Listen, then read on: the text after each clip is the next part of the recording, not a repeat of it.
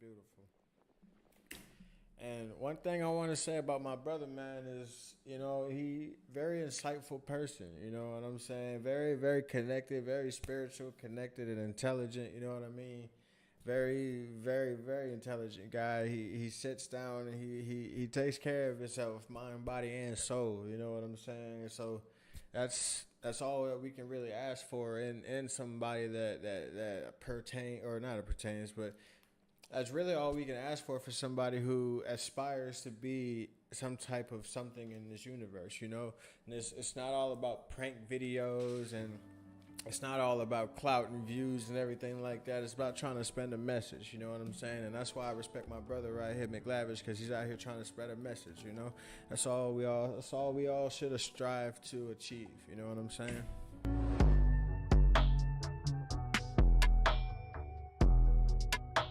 Peace, prosperity, and power, mind, body, and soul. Death before dishonor. Speaking the truth, keeping the faith, and holding it the fuck down, man.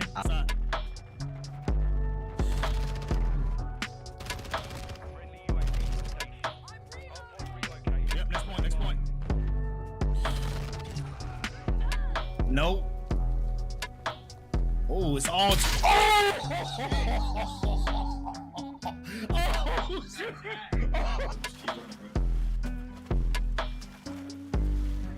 Oh, shit!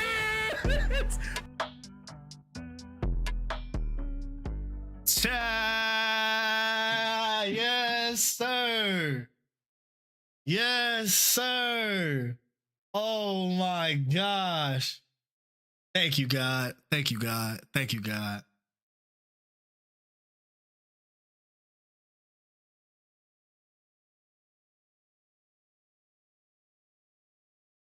Oh, we back. Yes, sir. We are fucking back. You hear me? We back.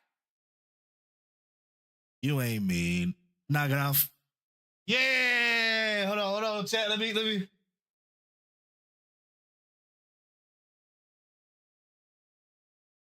Boy. Hold on, chat. Come on over here, chat. Talk to me. Let me talk to you. Oh my gosh, chat.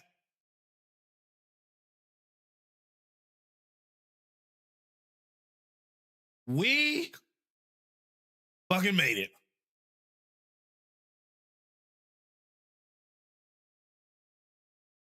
Oh my gosh. Bo. Recollection. Thank you, fam. Thank you, fam. Let me tell you something. From that last stream to now, I've been fighting for my motherfucking life. You hear me?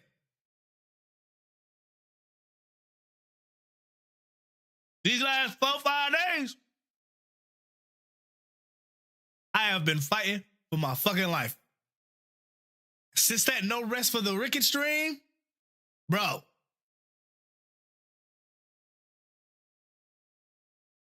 I really started to feel it that last stream. I could just feel my tonsils were swollen. My swallowing was getting more painful over time, and I was losing my voice. So I called my mother. I called my mom, and she was like, yeah, you need to gargle with salt water. I was like, okay, let me try that. That shit did not help. At all.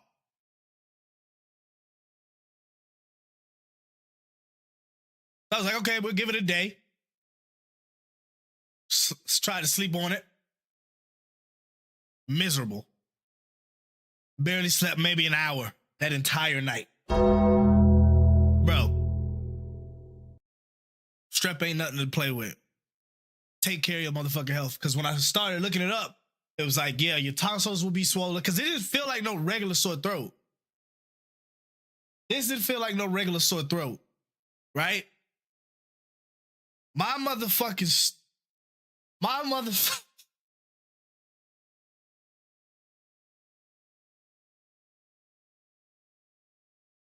My motherfucking throat, tonsils was swollen, right? I could damn, bro, the swallowing pain was at a 10. Every time I swallowed, my body would wince because it was that bad, right? So,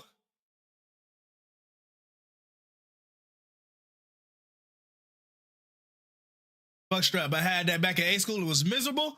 That's what I'm saying. That shit is terrible. Anime Cat, appreciate you for coming through, love. I hope everything's been good for you. Hope Maryland treating you well. Make sure you go to the doctor. Can also cause an ear infection too, which worsens your symptoms. Everything else is good. I already got my, you know what I'm saying? My amoxicillin. I'm good. I caught it. The blessing part about it is, the best part about it is I caught it right before it got too severe. And if that ain't God's timing, I don't know what is. I went to the doctor, got diagnosed. It was like, yep, you need to take this amoxicillin, which I'm finna get ready to take here in a minute. I just wanted to put something on my stomach. They said, take this amoxicillin 2 times a day. I was like, okay, bro. The first and second nights of taking amoxicillin was the worst. Once again, barely any sleep. Savvy, appreciate you for coming through. You know, I've been tuning into them streams. I just been lurking, watching you play and shit. You've been doing your thing. Maryland is so cold and icy, I believe it. Did y'all get affected by the storm up there, Cat? I got it when I was praying and it turned to air infection. It was the worst. Oof. Oh my God, Savvy. That sounds miserable. That sounds miserable.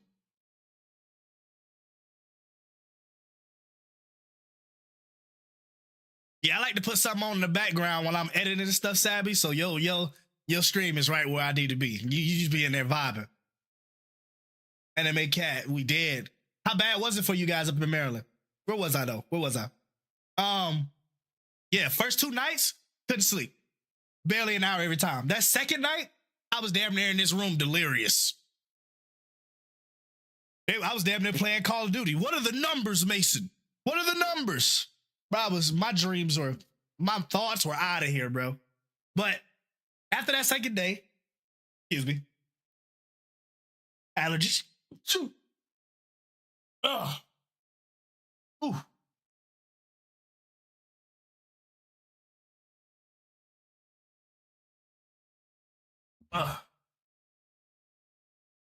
So after the second day was when I started to feel a little bit better. My voice was still completely gone.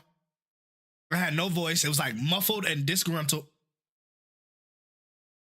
I hadn't eaten in 2 days at this point, and I barely drank for 2 days, which was the worst because when I'm normally sick, I like to at least drink water, and I like to drink a lot of water. I don't like to eat a lot, but I like to drink water. That way my body stays hydrated and flowing, and it pushes everything out, right?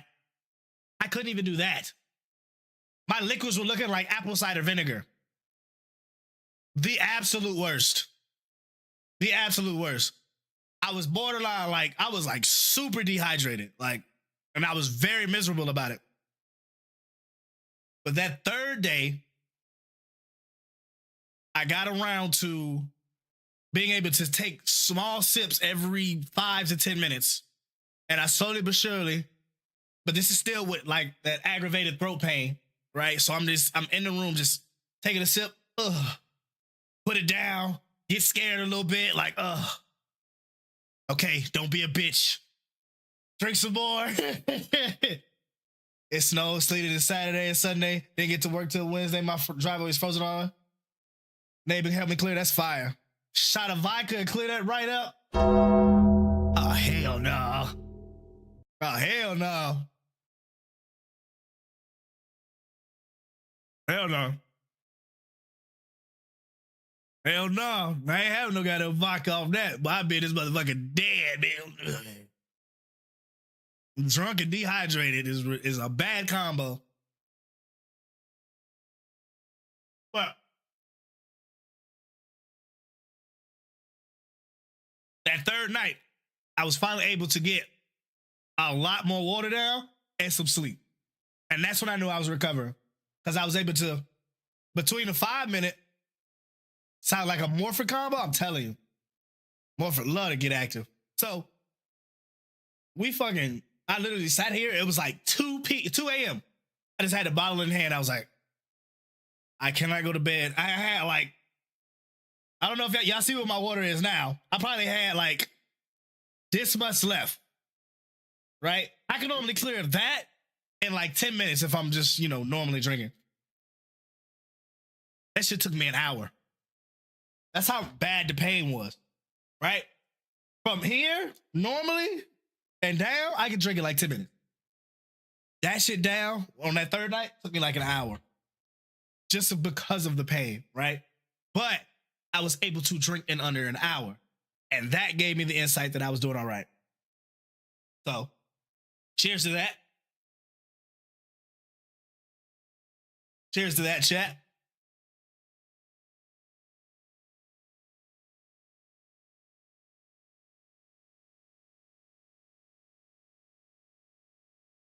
It was rough.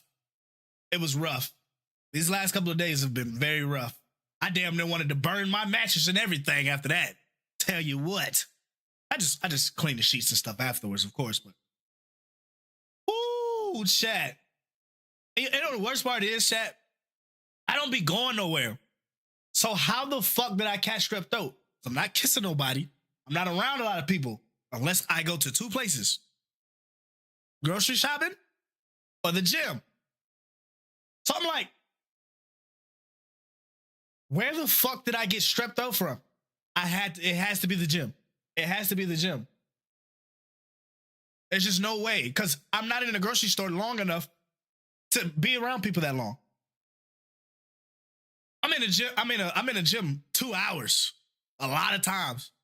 So with all them machines, people not wiping them down, I feel like that's probably where I got it.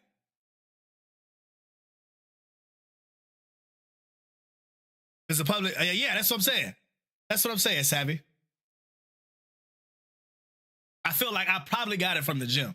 Because I'm not in a grocery store long enough for like super exposed contact. You know how COVID was like, if you've been in contact for 15 minutes, barely in the grocery store for 15 minutes. Because I'm in there, I get my food, I know what I want, and I'm out. Since I've gotten out of the military, I've had this growing anxiety of crowds. And my father was the same way when I think about it. Because my father was like, he told me one time, that's what I'm doing from now on, recollection. Like I'm going anytime I go to the gym, bro, I'm spraying everything down before I touch it. Dead ass. My father was like, I don't like crowds. And since I've been out of the military, I've slowly but surely been growing into that anxiety as well. It's like, why is it so chaotic in a grocery store? Can somebody explain that to me? Like, there's no sense of direction, no sense of urgency, and that's coming from a military mind. So I'm thinking everybody know what the fuck they doing. This motherfucker standing in the middle of the aisle.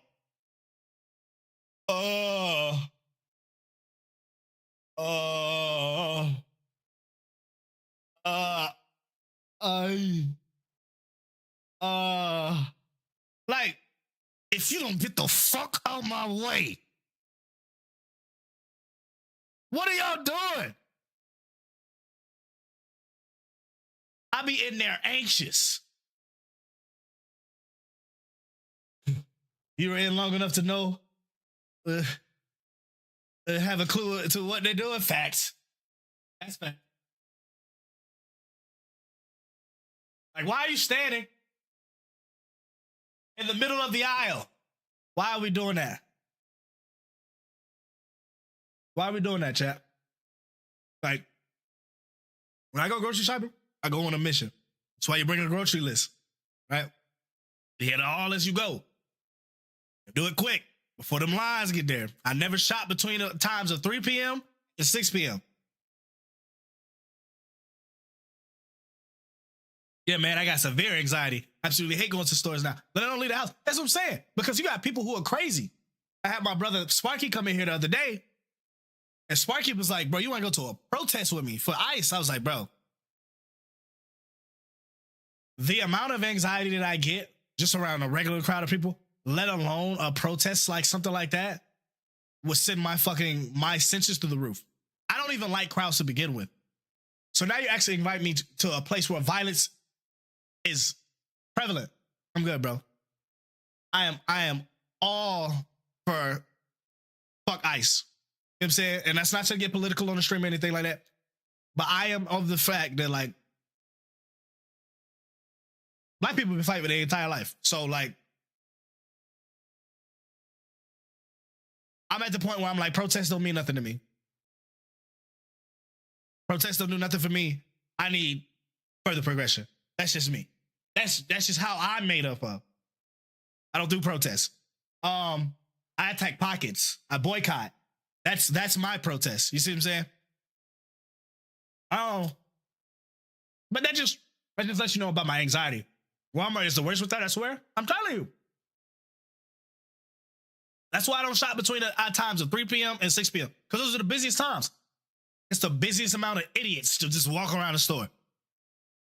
Not knowing what the fuck. Like, if you look down at your phone and just check your grocery list, you know what the fuck you looking for? You need help? Somebody. I know. And it's like, I finally understand my father when he says he doesn't like crowds. Because there's no control. There's no control. Instacart, my guy. Bro, I've been door dashing my groceries for the last couple of days. I might have to do the Instacart now.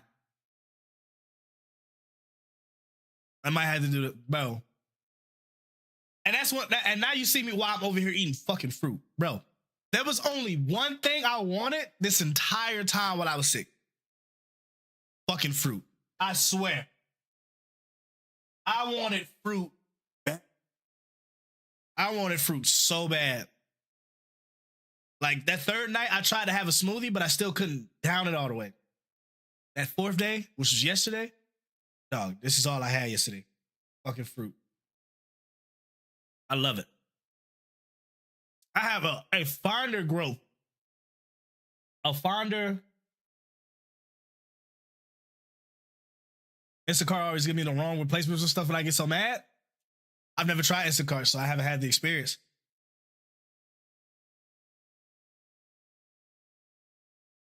I just want some fresh lychees and can't find them anywhere. Damn. Yeah. At least with DoorDash gives you the options. Okay, what happens if this doesn't? What do you want to substitute it with? And they give you like 3 different options. I'm like, all right, bet. That's why I like DoorDash, because it's easy. They make it very easy.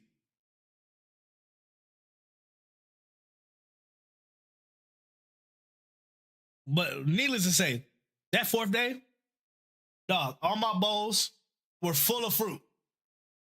Like right now, earlier I had my grapes. Right now I'm having another mandarin orange and strawberries. Later I'm gonna have my favorite woman, Granny Smith, with them apples. Gotta have me one of them before I go to bed. I am so grateful I'm thankful for the sickness, kind of, because it allowed me to really appreciate drinking water and eating good shit. It was just a good reminder, like, protect your body, bro. Because I felt like I did nothing wrong. I stay in the house majority of my fucking day, except for going grocery shopping and the gym.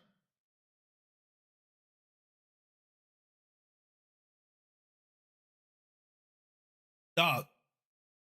So for me to get sick, it just shows you, like, how nasty shit can be. I am sorry to hear that, though, Cat. I wish you could find you some fresh ones. Chat, what's your favorite fruit, man? I ain't gonna lie. Pineapples used to be my favorite fruit. But now, I'm leaning heavily towards grapes. Honestly, the mom and pop markets have the best facts. I always get my fruits and stuff from the stores instead of the big corporate ones. That's facts. That's facts. Or a farmer's market. Always support your farmer's market. The farmer's markets always go crazy.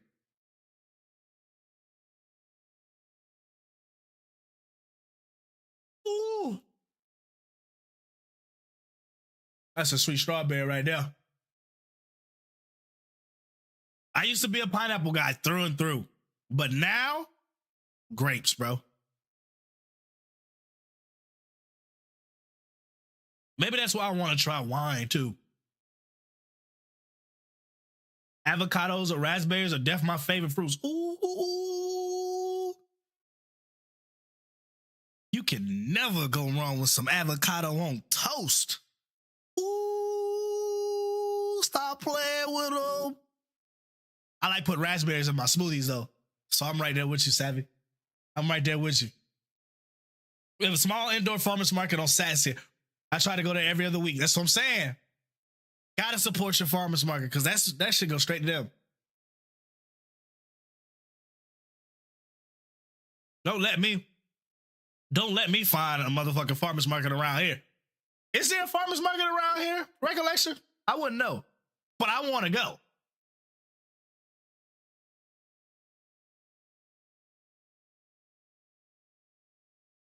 I eat avocado on everything. All right, hold on now. You're not putting no avocado in your motherfucking spaghetti, are you?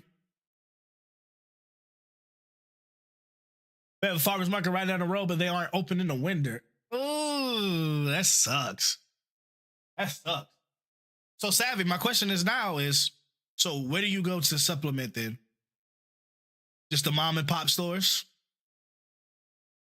You just go to the mom and pop stores and try to find what you can there? And if you can't, you just wait it out?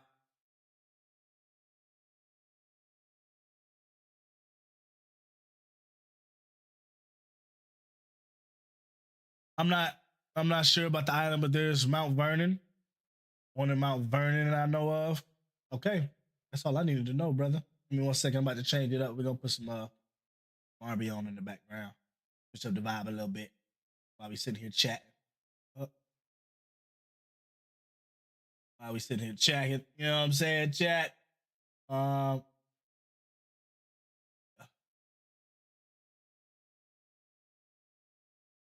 Yeah, any stuff like El Rey specifically has good produce. They do a lot of fresh fruit stuff from farms out there. That's right. Yeah, I'm gonna have to slide to that one. You know the name of it, Recollection?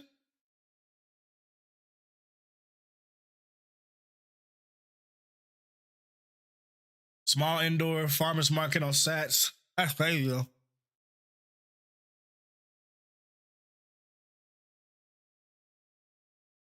Ooh.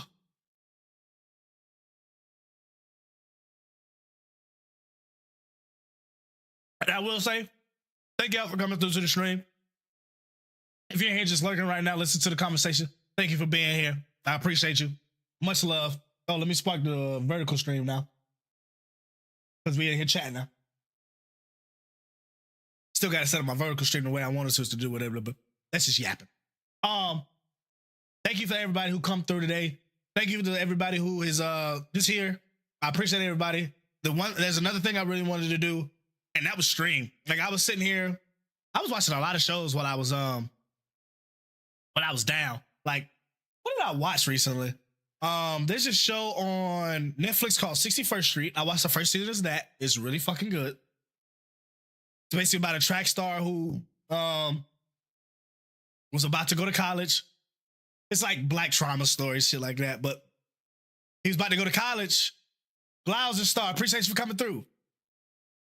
What happened? What happened?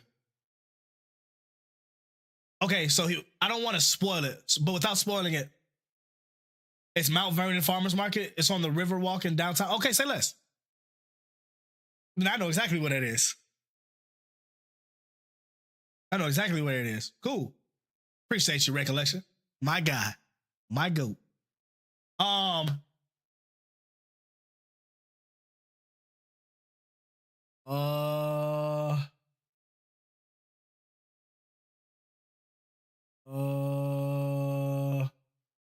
Okay. What was I about to say? Where were we? I lost my train of thought, chat. Damn it. Damn it. Oh yeah. I just wanted to say, yeah, the show I was watching, 61st Street, that was good. I watched something on Max. Oh, I started watching the new Game of Thrones thing. The Night of the Seven Kingdoms. Pretty funny.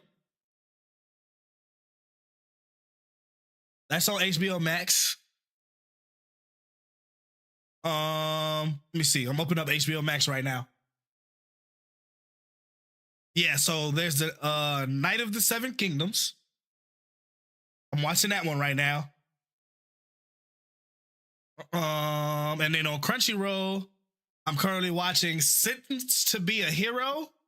That's a new one that came out recently, a new anime. Of course, I'm caught up on JJK. And now, chat, I have finally started my journey on anime in... Now, I haven't watched Secrets of the Silent Witch yet. I am watching Frieren. I think that's how you pronounce it. Beyond Journey's End. Oh my God. That story is fucking beautiful. And I'm only 4 episodes in. I'm hooked. Frieren is fire.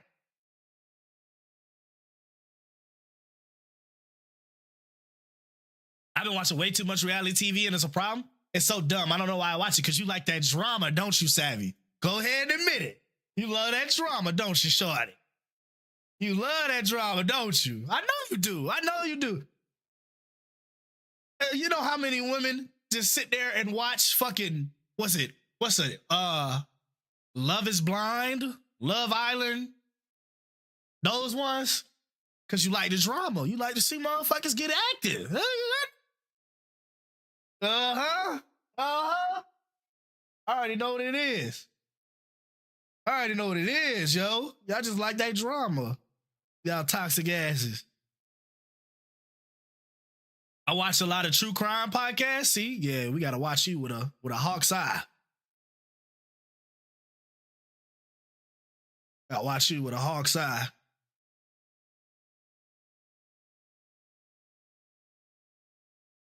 Ooh, yeah. Ooh, love me some cuties, chat. Lisa Vanderpump has me hooked though. She got like 5 shows. See, my female choice right now, choice actor is Zoe Saldana. She is fucking killing the game right now.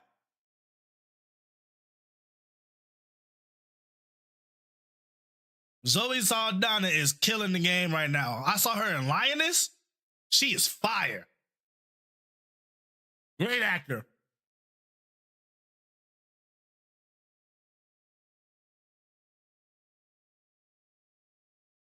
True crime podcast. You know what I've been watching? I've been on YouTube watching 20v1s with like 20 atheists versus 1 Christian. 20 NBA fans versus Skip Bayless. The motherfuckers debate like a whole bunch of different topics. The Jubilee ones, yes.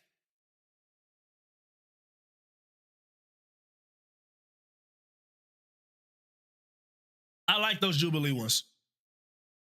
Those shits are fire. I love those. Because it's just different perspective to listen to. Right? So I always go with a grain of salt, like, and that's my thing, Savvy.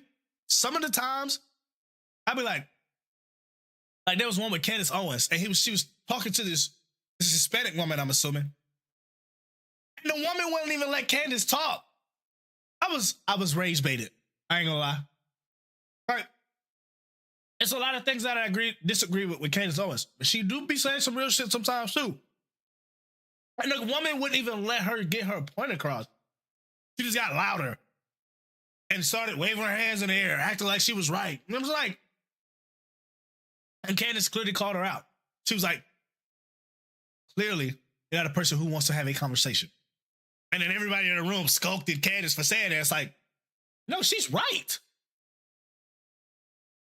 I like conversations where people sit down, have a conversation with each other, and then they shake hands at the end and like, okay.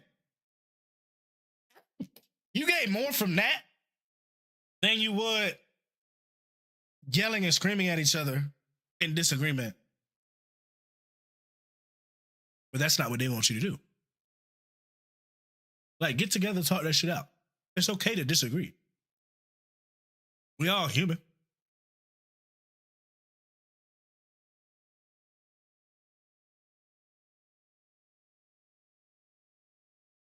Like I said, people don't really agree. I don't really agree with Candace, but she be on some, no, she don't be playing. Candace do not be playing. She has some very interesting takes. Very interesting takes. But her style is very direct. She comes with facts, statistics, and a lot of people disagree with what she be talking about. And I'd be like, hey, you know what I'm saying?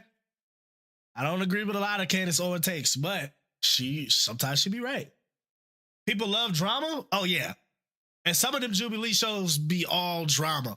Like, one of my favorite ones was 20 conservative men versus 20 liberals. Or no, it was 20 traditional men versus 20 progressive men. That shit was funny. And it's crazy that most of the topics was revolved around women. My core of me was like, okay, if this is a progressive man versus traditional man, we should be discussing more topics like masculinity and, you know, going through stuff, not what's going on with women. Like, we should be sharpening our own swords, not talking about the other. You know what I'm saying? So, and there was one question that was like, does society need more trad wives or girl bosses? I was like, why the fuck does that matter? It should be whatever works in your relationship. They can't have conversations without going back to women. Now, here's my thing about that, right? We need each other, men and women. We need each other. There is no balance if one side of the species was to go, right? We need each other. We need to love each other, but that's not what society wants us to do. They don't want us to unify. They don't want us to build good homes, build solid foundations for our children and go about things like that. They want us separate. They want broken homes. That way can control you more, right? We go into bigger, deeper topics and things like that, but at its core, we need each other. I'm going to be completely honest with you. That's not what they want from us, to unify, right? You look at the strike from yesterday. No shopping, no working, no boycotts. Imagine if you move with that, like one day of boycotting is not enough. You need to do that shit for a week, a month. Really hurt some pockets. Really start hurting some motherfucking pockets.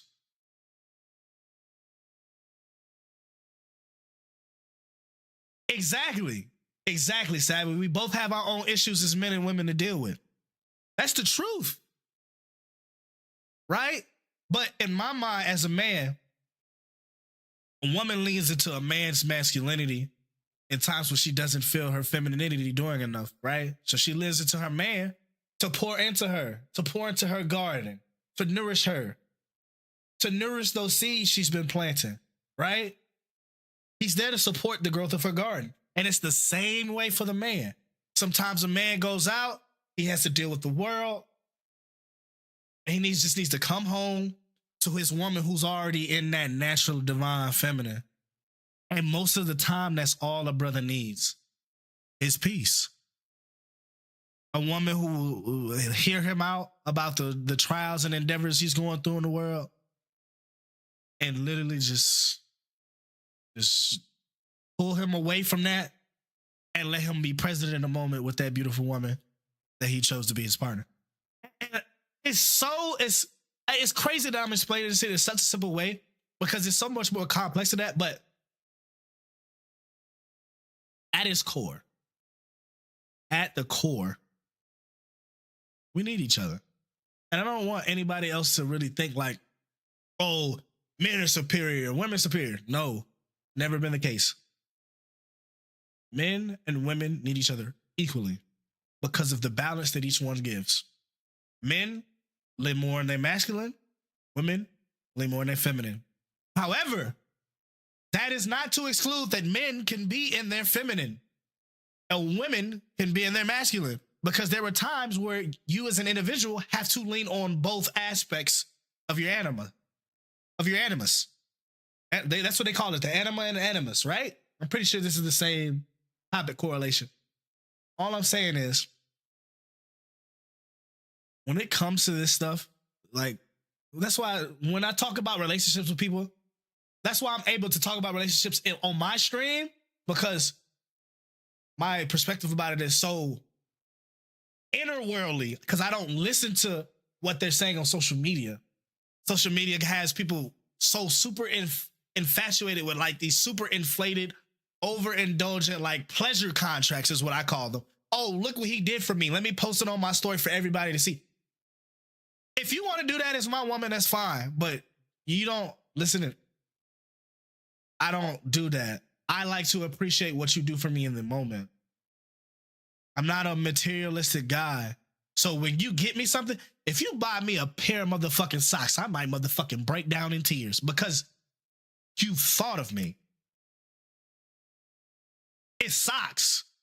You know how long I'm gonna wear them motherfuckers? You see what I'm saying? So for me, it's the thought that matters, right? But it don't gotta be this super materialistic stuff, because at the end of the day, that super materialistic stuff that you buy, nobody's gonna remember me buying a fucking Birkin bag. But what they will remember is how I talked to them out of a crush moment in their lives, and now they're thriving about it. What matters more in people's lives is the way you impact their perspective and their viewpoint on life, not the Birkin bag or the pair of shoes that you bought them. If you are a person that is truly materialistic, like everything that revolves around you, you will never be in my camp. Ever.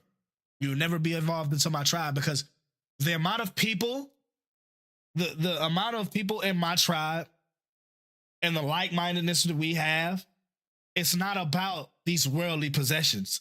It's about spiritual fulfillment. Do you understand?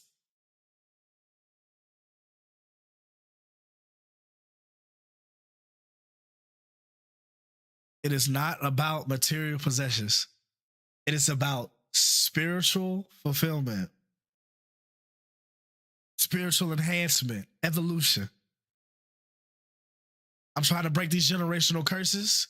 I'm trying to better myself to better my future self, i.e., my daughters, my sons, their daughters, their sons. But people don't see that.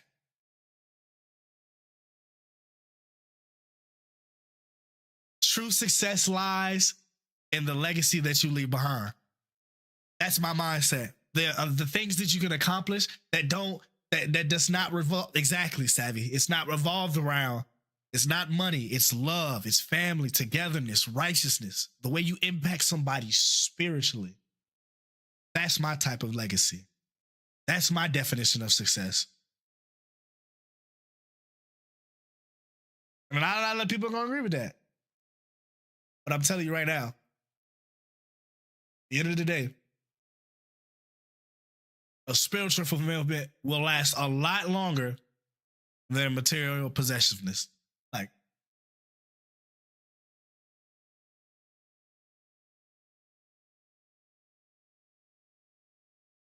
can I follow twice? I'm just keeping it real with you. Now you guys get to see, like, that's why I like coming on here and doing like these just chatting segments, because we can talk about things like this. Because you go to any other streamer and they have these conversations, especially like big streamers, they're like, they teeter on the line. Whereas me, I'm like, this is my motherfucking, this is I created this. Thank you to Twitch for providing the platform for allowing me to speak. But here I am. That just made me respect you so much more. This is just the way my mind works. I'm not just one of these knuckleheads that run around and just like when I play video games, yeah, I'll be playing video games. But when I go on YouTube, yeah, I'll be watching gaming videos and shit. You know what I'm saying? But at my core, I'm learning. I'm happiest when I'm learning.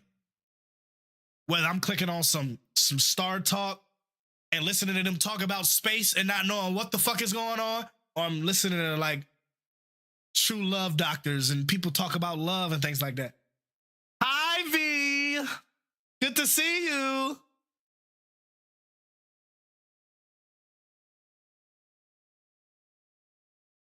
Good to see you, V. Welcome in from the YouTube chat. I appreciate you, Savvy. Thank you so much. Yeah, it's so much, you know what I'm saying? Like, I've never agreed with like the whole red pill, like as in like, oh, women are, you know what I'm saying, hate women, da da da da, men are supposed to be smart. Why? I've always questioned those things, right? And that's the reason why, I'm a Christian rooted man, but I've always learned from different religions. Why? Let me tell you why, right? Because at the end of the day, it might all just be one religion, just in different variations. So I'm learning from everything, right? My favorite religion to lean upon is Zen Buddhism, because it makes you go inward.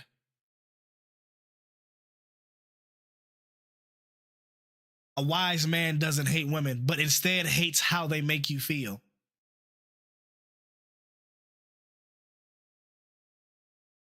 Because, Zedro, so if I'm hearing that right, it would force you to go inward to ask yourself why you feel the way you feel about them.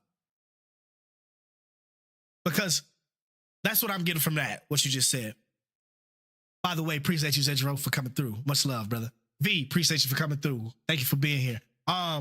We just sitting here talking about relationships and things like that. So if you're lurking, that's fine. I love y'all. Appreciate you. My thing about this entire like existence with men and women, right? Red pill and the whole I hate men movement and I don't never need a man, da da da da. Okay, if you have that methodology of thinking, you need to look at yourself in the mirror and have a deep, honest conversation with yourself, right? Have a deep conversation with yourself, because I know for a fact I wouldn't have been here without my mother. I wouldn't have been here without my father, right? And a lot of people have different situations. I'm speaking from my experience, right? Some people didn't have a mother there for them. Some people didn't have a father there for them. You know what I'm saying? So everybody's story is different, but you cannot allow something that was forced upon you that you can't change to define you as a person. I also just straight up hate modern day as someone who struggles with ADHD. My brain doesn't shut off, so I get hella introspective to the point it becomes detrimental. I love that because I learned from a brother. His name was Taekwondo, right? He's also a Twitch streamer. Very, very wise brother at his age, right? The brother says, you need to, if you're going to overthink, you need to overthink your point into a place of effectiveness. If you overthink your point into a place of effectiveness and use that effectiveness and go with a plan of action, you've now encompassed what you define as a weakness into your strength. So it's all about taking that energy and turning it on itself. You see how that works? Because one of the topics they discussed in the 20v1 was, or the 20v20 progressive versus traditional men was, does depression make men weak? And that's a great topic, right? Because we've got so many people who are like, oh, be a man. And then the other side of the coin is this guy goes and then all this, oh, take care of mental health. Hurt people. People who hate men or people who hate women are dealing with their inner demons. from unhealed wounds, and all you can do is look inward and try to heal them. People only change when they want to change for themselves, Savvy. That's the truth, right? So we talk about the depression, right? So when a man goes and himself, right? Now all of a sudden it's pray for mental health, right? Here's my thing about depression. Because as a person who experienced grief, and as a person who was borderline depressed, going through his addictions, right? Because before the military, I really was going through a cycle of addiction and like grief. So that combination blended into depression. I don't think depression makes men weak in general. I think depression makes you make choices.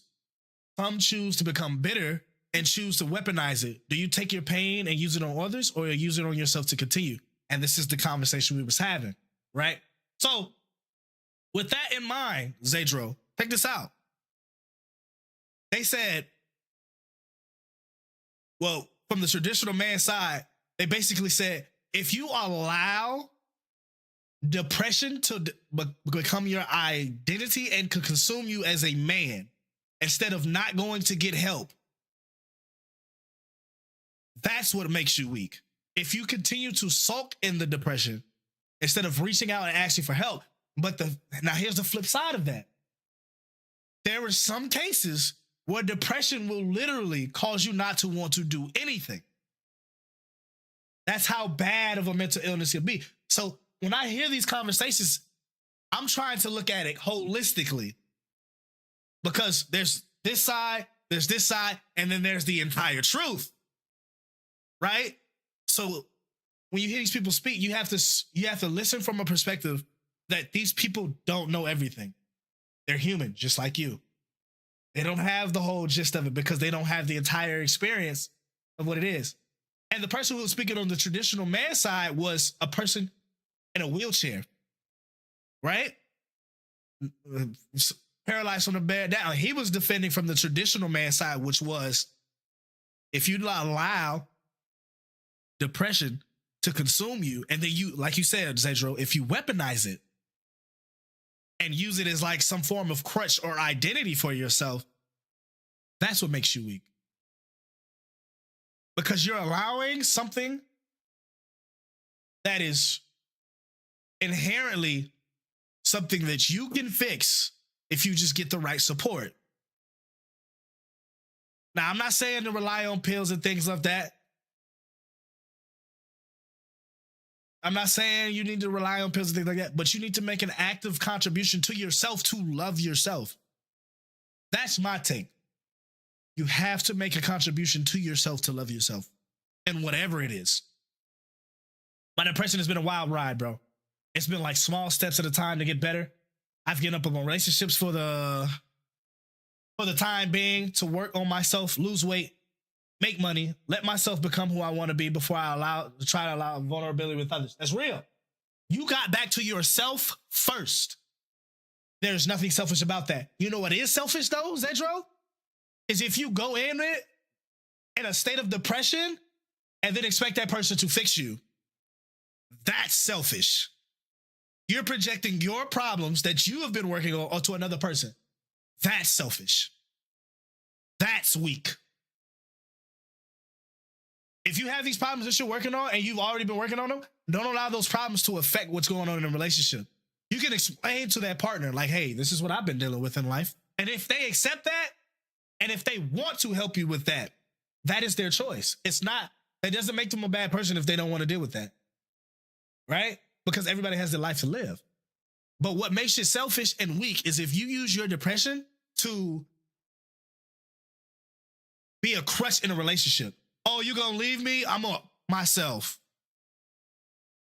That's weak. That's weakness. That's just me. I can relate. I felt with heavy depression and addiction that stemmed from childhood trauma that was unhealed. When I found out I was pregnant, my entire mindset changed. I was forced to make the decision to make a change or continue that hurt. God blessed me with my daughter, and it was the greatest blessing, and God gave me purpose to be the best version of myself.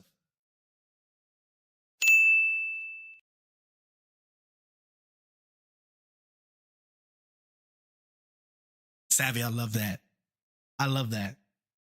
Because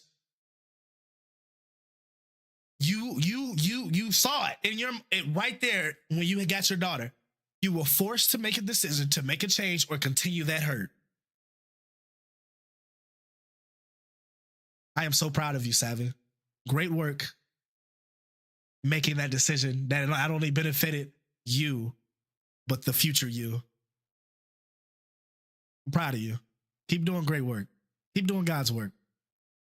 You don't have to be perfect. You just have to be better than you were yesterday. It's that simple. Other guys, Sparky, appreciate you for coming through, brother. Hey, good to see you feeling better, brother. Bro, yeah, for real. Like I said, brothers, you wasn't here for the beginning of the stream, but bro, the beginning of this, I was talking about the recovery, but I was cooked, bro. I was cooked, bro. No bullshit. Exactly, bro. I want to be good by myself before I get anyone else. I think a partner should reveal more things about you than you know before. They should make you a better person, not take a half-empty person and put them back to the whole. Exactly, Zedro. A lot of people have this dependency in relationships, right?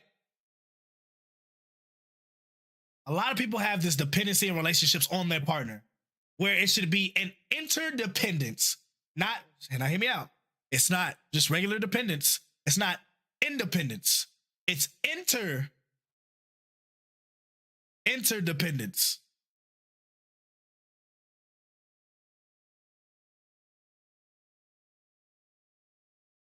Pokemon Street Bar, disinfect the house I pull up.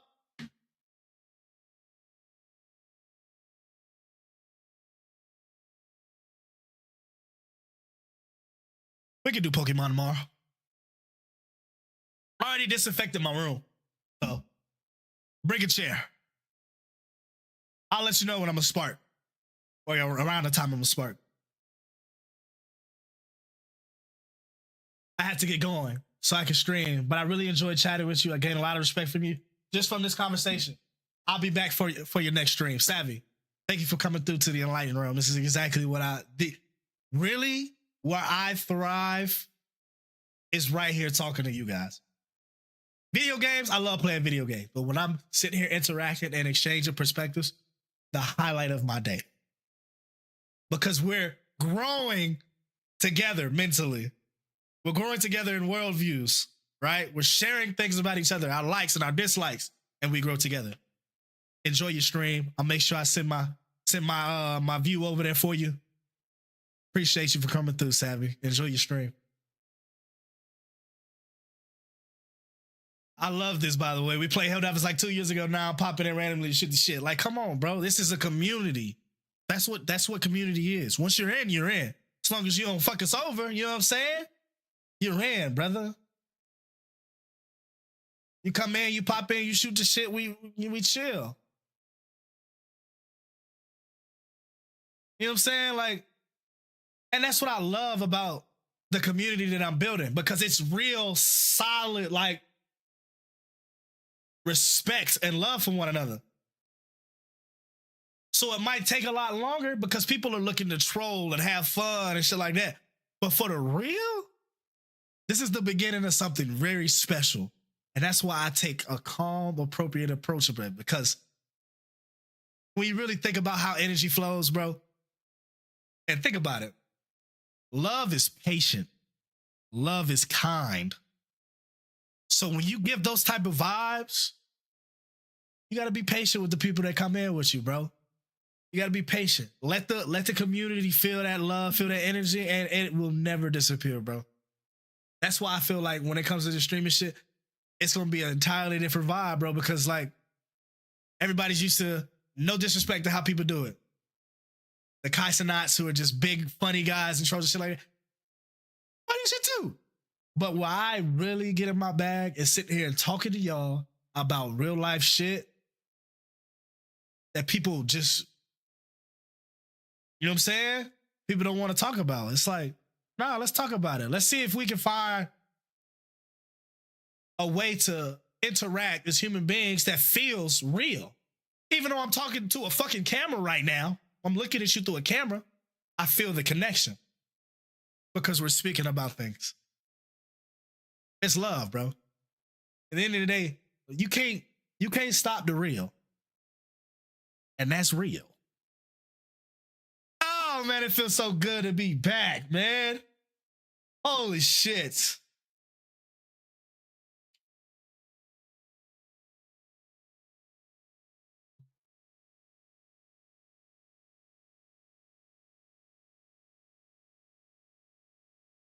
Bro, I've been on a side quest grind. I've been in a new city for like a year now. I started playing Ocarina and 3D printing and shit to pass the time. Fire. That's you know what's crazy though?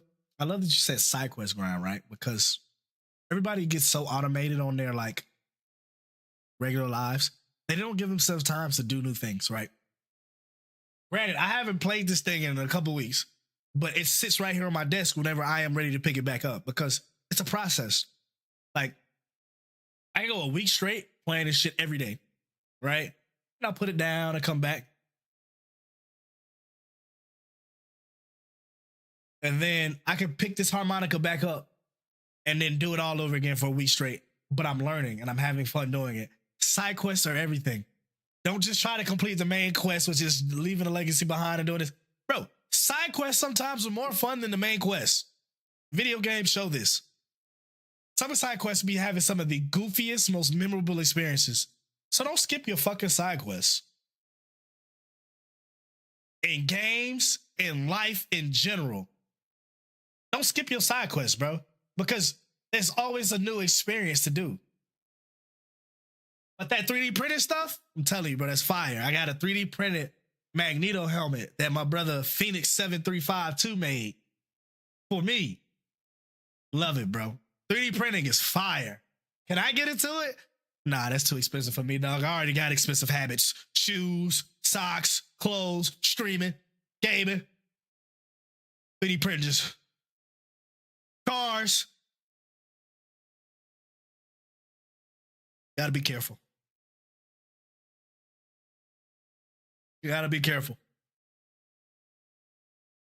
Gotta be careful, man.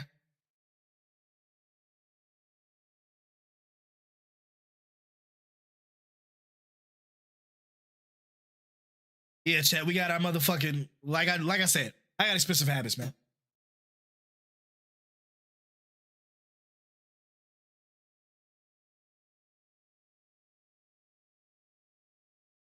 All right, man. Damn, it's crazy. We sparked streaming. We was yapping for an hour straight today, bro. And I love that shit because that shit flew. That shit fucking flew, yo. And I feel so good. Like, luckily, crazily, I woke up super late today. Super late. Like, I was supposed to stream at fucking noon today. I woke up at like fucking 4 p.m., but I'm not mad at myself because I need this rest. I need this relaxation. Ain't you built your PC before the RAM price?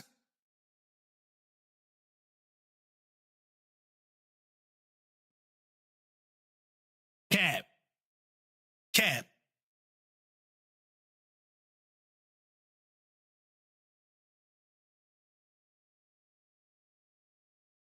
We're talking 64 gigs of motherfucking RAM sitting in this motherfucking PC right here with the 5080.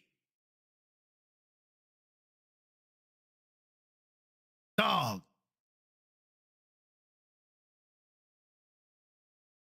I'm sitting on a fucking gold mine right now. What are we talking about? I am sitting on a fucking gold mine right now. Do you understand? I'm sitting on a fucking gold mine when it comes to this. And all it is to provide content and enjoy my hobbies for you guys. I'm so glad I got all my shit done. Like I said, God's timing is never late. It is never late. I give all praise to God because I was building that PC the entire time we was you know, I came to the supply shop and sat there like, all right, I'm gonna order this to the house right now. Ooh, it's $1,500. And it was $1,500 alone. Exactly. You sat there and helped me. Yeah, like this shit is like,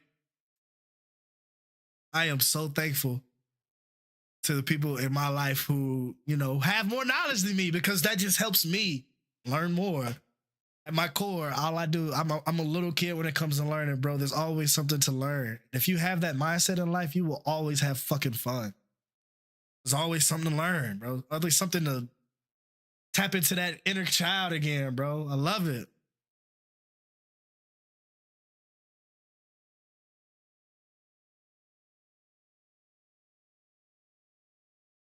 I love it. I love it. Yeah, man. Ryzen 5800X 3D CPU, two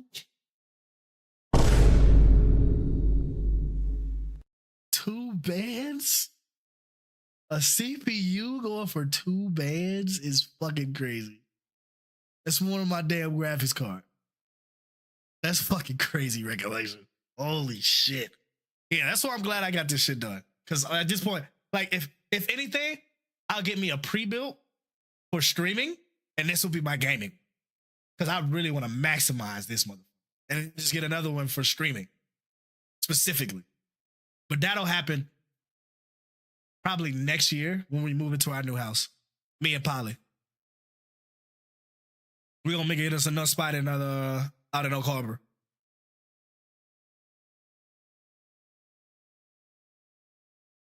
So, like I said, when we get to the next house, this backdrop is going to change, but it's going to be for the better. It's going to be a lot more, like, I'm still have my anime and stuff like that, but it's going to be a lot more grown and sophisticated. You know what I'm saying? That's a girl man shit. You know what I'm saying? It's going to be a lot more, you know what I'm saying? Because I'm going to get rid of, there might be some stuff I get rid of. I'm not getting rid of the anime posters, but it's going to be some stuff I do get rid of. And then start adding. So, yeah, we doing all right. We're doing all right, man. I'm just glad to be back streaming with y'all, man, because I miss fucking streaming. Oh my God, I miss streaming, man. The reception I got today was amazing. So, Arc Trooper helmet, Millennium's arm is fire. MK2 Lancer from Gears of War, bro. That's fire, Zed, bro. Real gamer collection over there.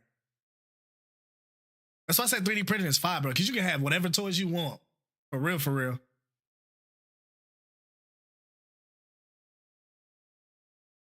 I love it, man. All right, man, we're going to transfer over. It's about that time, right? We got some reactions we got to do today. We're going to react to some gaming news. And then eventually we're going to get into some gaming. That's how I'm feeling today, man. So let's get to it. We need to pull up.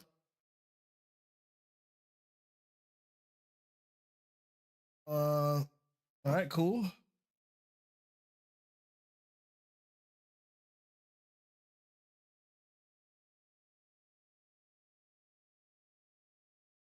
To get set up for y'all, man.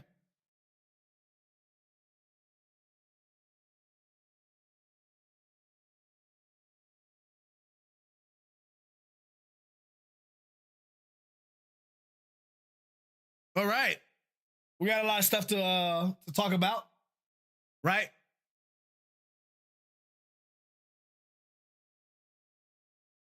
We got, oh, see, look, DDR3 is making an unexpected comeback now that DDR4 has become too expensive. Demand for motherboards with DDR3 support grew 100 to 200% last year, largely due to soaring DDR5 prices. Telling you, the consumer market for PCs right now is cooked, man. Hey, okay. Yeah, we need to talk about this. We need to talk about this, chat. Have you guys seen the reviews for High Guard?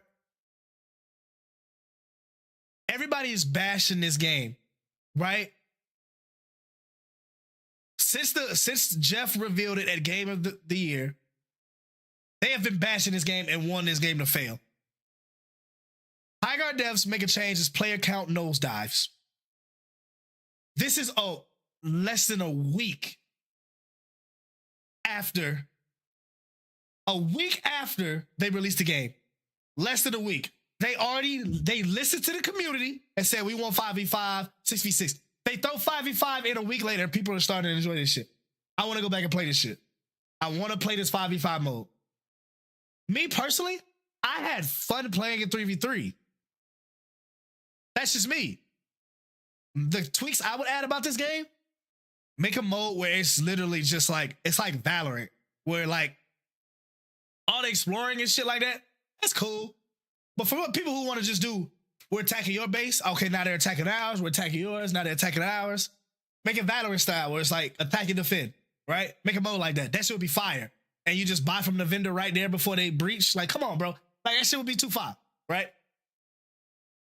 But at its core, when it comes to like the base attacking and the base defending, when you get to like use the shield breaker on the shit, and then now you gotta approach the base in a certain way. Fire. This game is really fucking good if you give it a chance. It has good potential. Not even a week later, they dropped the 5v5 for this shit. Everybody played, was like, oh, this game is trash. They got like 2.5 hours on the game like me. Me personally, I was under the weather, so I wasn't going to entertain Highguard for that much longer. But when I was playing it, I was having a fucking ball. All you need is a decent fucking team. As long as you're not playing with fucking randoms, you'll be all right. This game has a lot of potential because there's a lot of team synergy behind this shit. There's a lot of tactical play behind this shit. Like if I could, I need to figure out if I got this Twitch VOD up. I want to show you because this allows you to see inside my mind, right? It's the little things.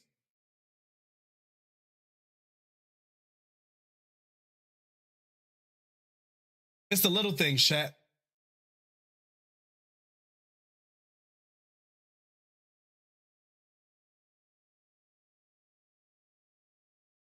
All right, we got to pull it up and find it real quick. But actually, something new. Exactly. It's something new. And it's a mix of a lot of things, right? So what we're going to look at here is some of my footage here. I'm trying to find it where we played against this team and the outplay was crazy, right? A straight outplay, right? With this guy, Kai.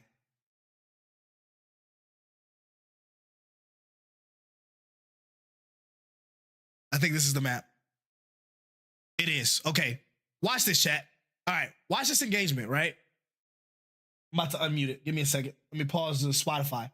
It's things like this in the game that you can do that people aren't really like appreciating, bro. Like, let me make sure the YouTube is up. Please. All right. Chat.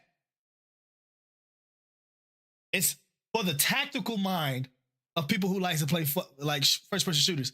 It's shit like this that really makes Highguard actually fucking fun, right? So I die here. My team is pushing. One pushing you on the right side. Yeah. You can hear my voice. It sounds terrible right now. Ready? Hello? My dark spawn rises. See this guy? Get into a small engagement with him. Taking damage. Throw a grenade. Push left towards my team, right? Playing safe. Eyes up. Enemies are creating a disadvantage. He shoots me, but do you see what I try to do here? I throw up my wall and then repair the wall. Because if I'm inside the base and I'm the one attacking the base, he can't get in. It's the little things, the little plays that make a difference, right? Eyes up. Enemies are attack him, get him, try to do it right here. He shoots me. I put the wall up, and then I repair the wall, right? Yep. He tries to throw a grenade. He blows up my ice wall, but he can't get through because I just repaired the wall. I just repaired the wall. He can't get through there. Look, it's iced. It's covered. Now he has to play these two windows. while I'm head glitching this box. It's tactical. It's methodical when you really think about it.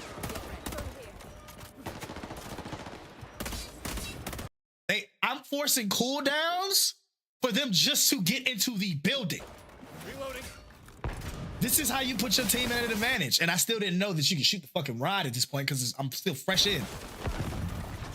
I'm looking around like, oh shit, do I want to go through this shit? Nah, I don't want to open that shit up for anybody else. So I'm gonna go back the way they came. Boom. Yep, this shit. Forcing shit. It's little plays like that in high guard that I think this game is going to make it very fucking special. Because it has this methodical, like tactical thinking behind it, bro.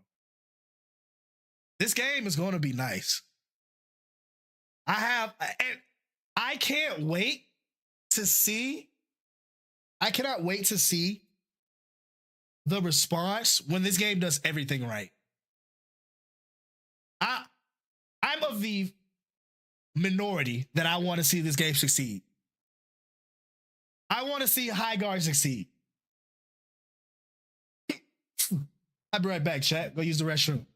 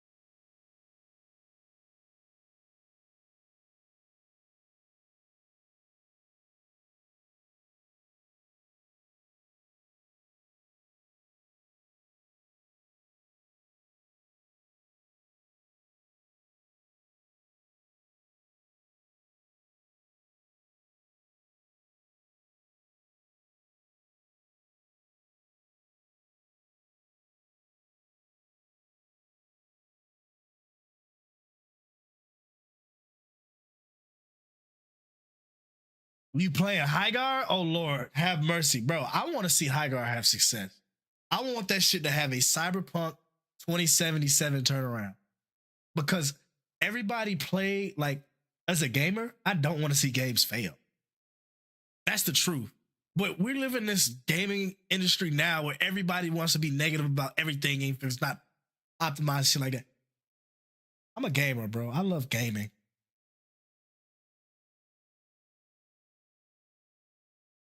I think this game has a lot of potential.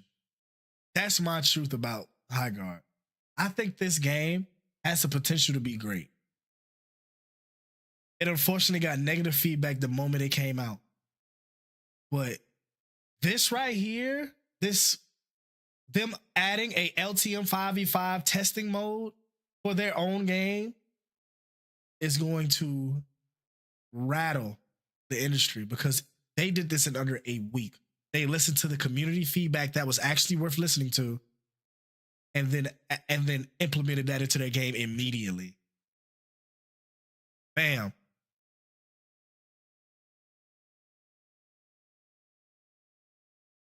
They're going crazy.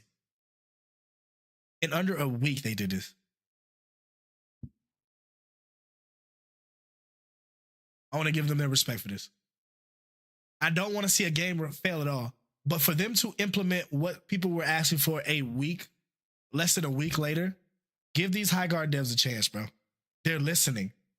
If anything a gamer wants in a live service game is the devs to listen to the community. Unless you're Call of Duty, of course. But as long as they're not adding no freak ass Nicki Minaj skins, I think they'll be okay. I think this game has the potential to be really fucking good.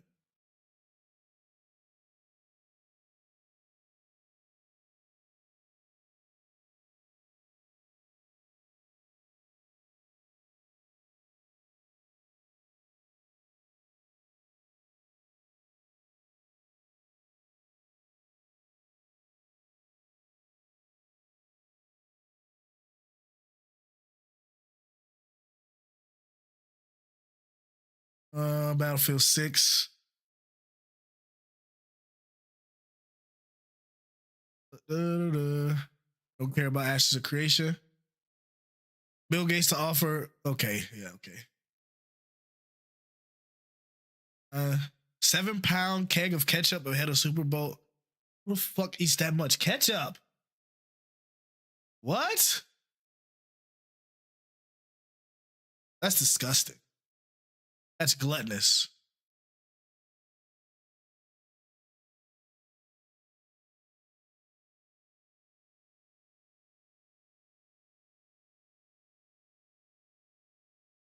Bird Peanut unveils his new Hutch-inspired outfit. I want to see this.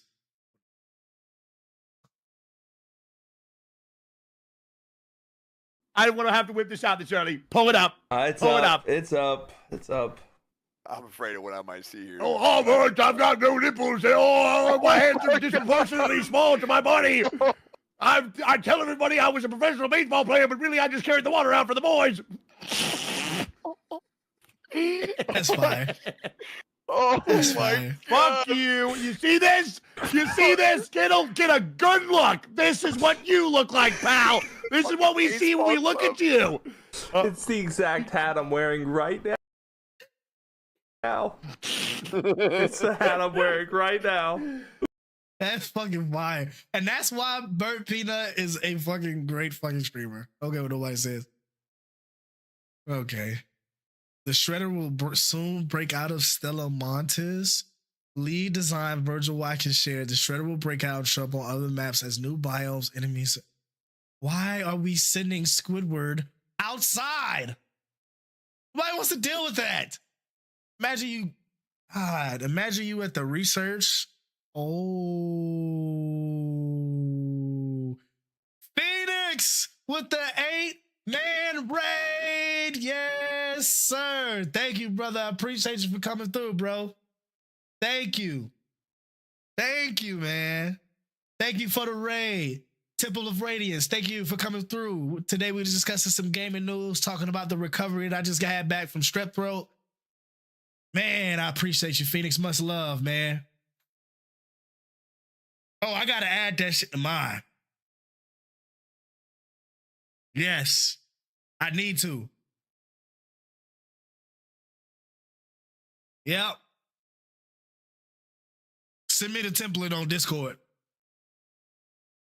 Now I'm watching you. Or did I watch you first, knowing that you would raid me? It was all predicted. It was all destined. How was your stream though, Phoenix? How was it, man? What were you playing today?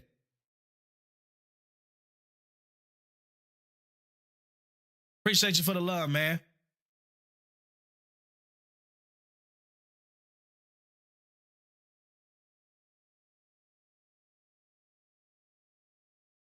Doing good. We were playing some more KCD2. You know what? Here's my thing about KCD2, bro. I was playing it on deployment, and I got all the way up to the blacksmithing part. And I couldn't get away from it. Ching! Ching! Ching! Couldn't get away from it. 3-4 days, I'm just ching! Ching! Ching! I gotta get back and play that, bro. I gotta get back and play that.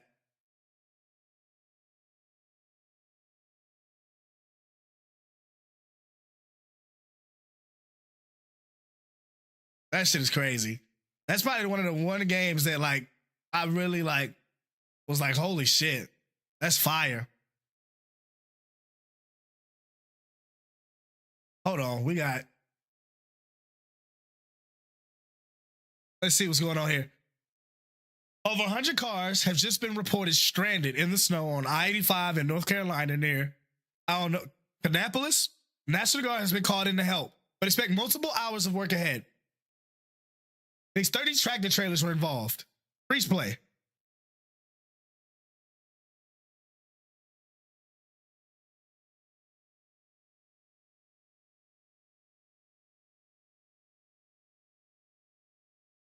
I had 2 raids. I got raided by the streamer on 25. Got me super flustered. Man, raids are rage, bro.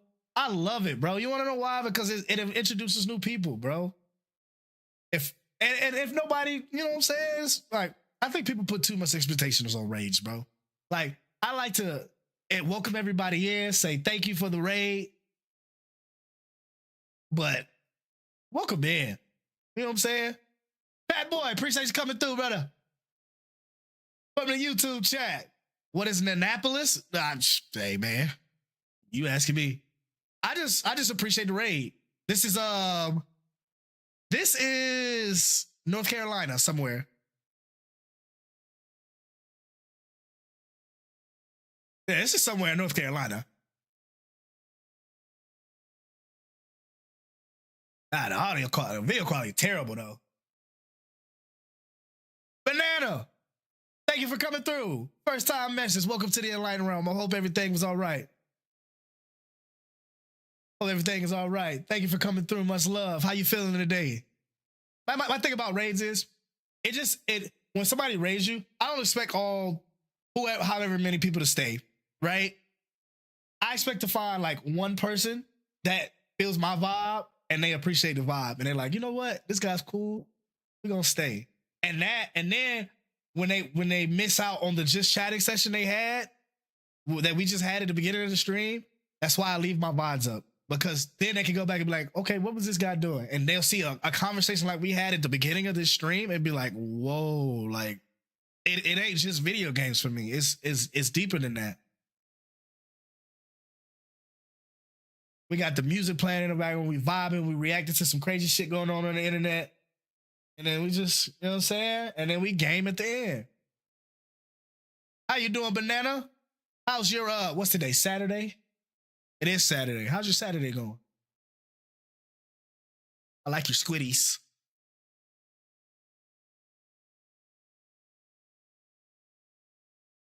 Then there's where, like, that's what I said, like, me and chat had a hour-long conversation about a lot of things at the beginning of the stream. I really wish everybody was here for that. But that's why I leave my VODs up, because it helps you understand who I am as a person and what community it is I'm trying to build. We're a bunch of gamers. However, we also have very intellectual, deep discussions about a lot of things that streamers are afraid to have conversations about. And we're not arguing. We're discussing. And we're growing together. That's what I love about my community, man. It's not a bunch of trolls, and it's real people having real discussions, playing real games. Welcome to the Enlightened Realm, baby. I don't have a game, sir. G7 Pro controller. You can now control the resolution. Don't give a fuck. That's factual. That's how you build engagement. Exactly, bro. Like, and people be like, why you had no views? Da, da, da. It's like, all right, bro. It only takes one time of people noticing me and a conversation we have. But then they go, I fuck with him. That's all it takes.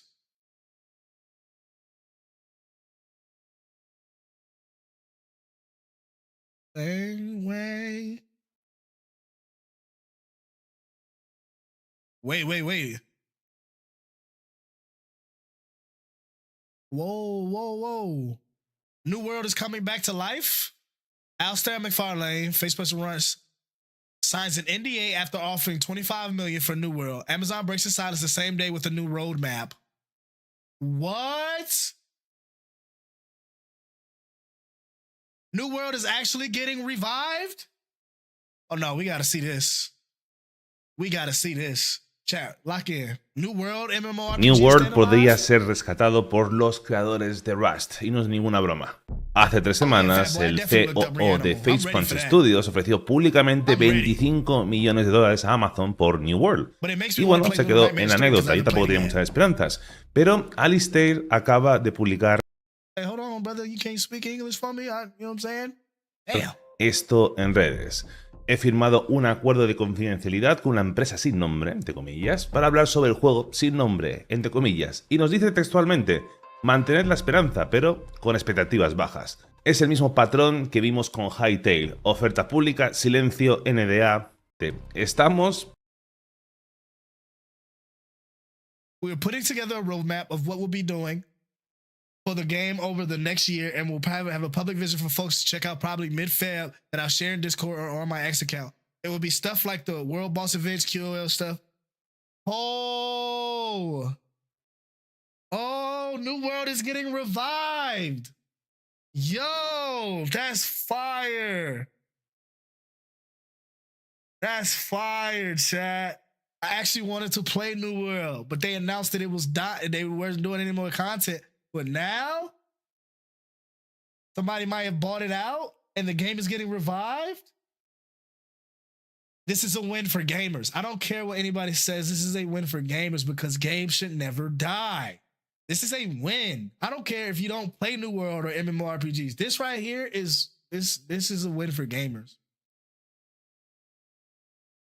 Is this just a money grab? It's probably overhyped, LOL, but we'll see. All I'm saying is games should never die. New World, I'm pretty sure when New World came out, it came out and it was pretty good. Preparando una hoja de ruta de lo que vamos a hacer durante este precedidos prácticamente Facebook muerto por. Así que acaba. Yeah, so it looks like it might be getting revived, man. Deathstream Little Nightmares if you do. Say less. Say less.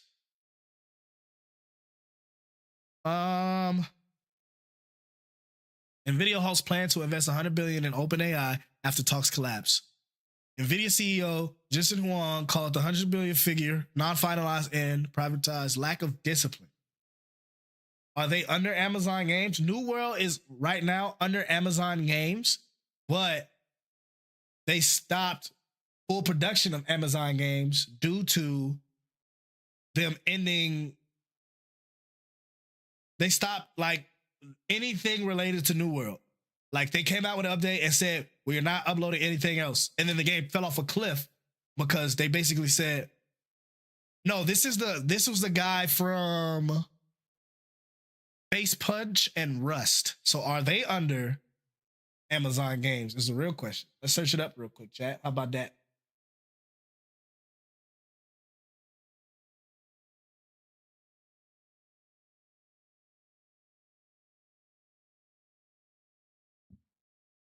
Oh, no, it's run by an independent guy. He's the guy who created Gary's Mod and Rust, Gary Newman. And it's not owned by a larger corp.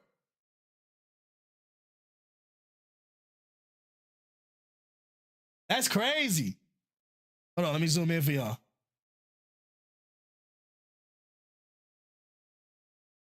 So y'all can see that.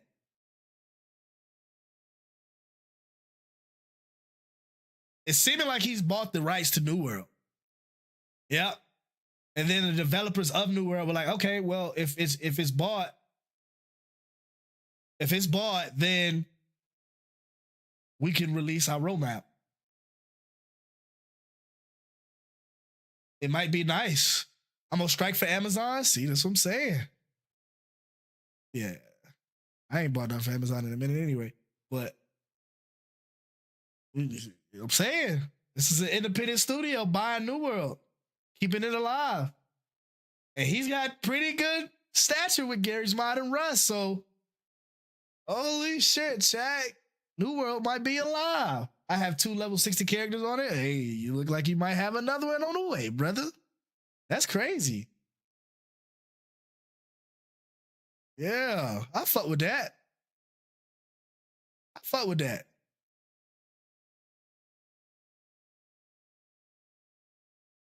Good news, though. This is good news.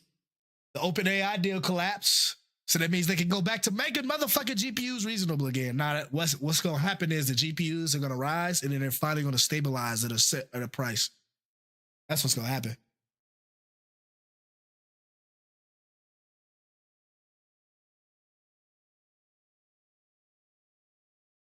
My game looks too good to be true meter is going off the charts.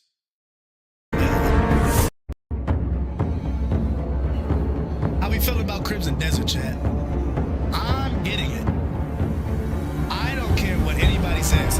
I am going to try deep out of this game.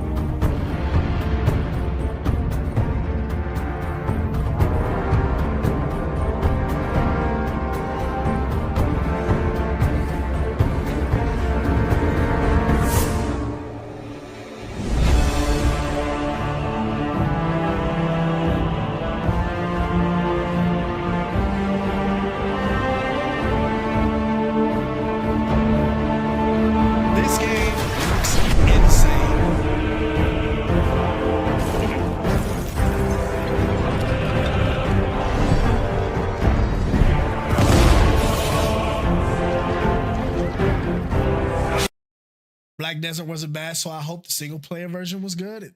Okay, see, I'm thinking Crimson Desert is going to be fire. It's a very visually pleasing game, I will say.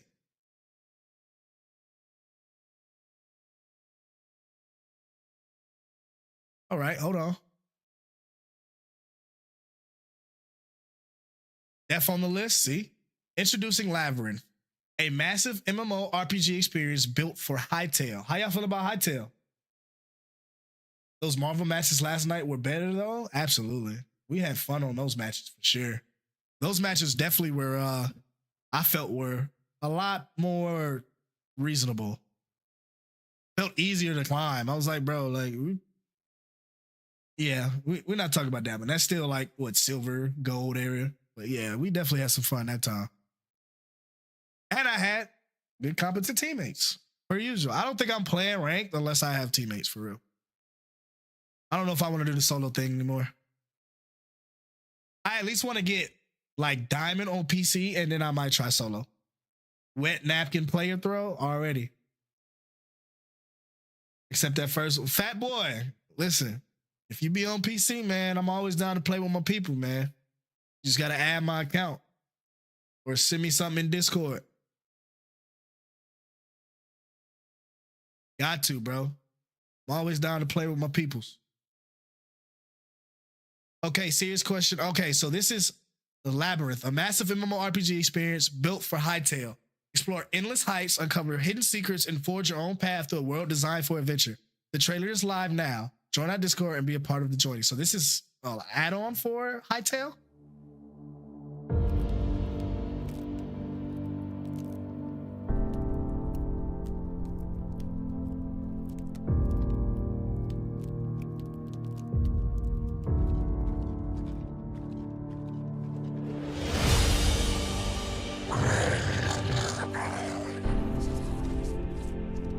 Yeah, my Discord should be on my YouTube site. If on my YouTube link. If it's not, let me know.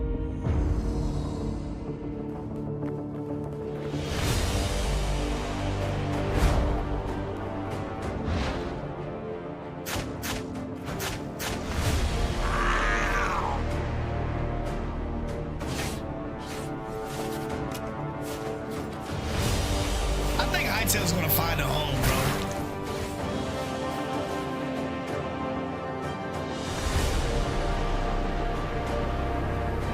I think Hytale's gonna be good. It just needs time. Got it? For sure. Appreciate you, fat boy.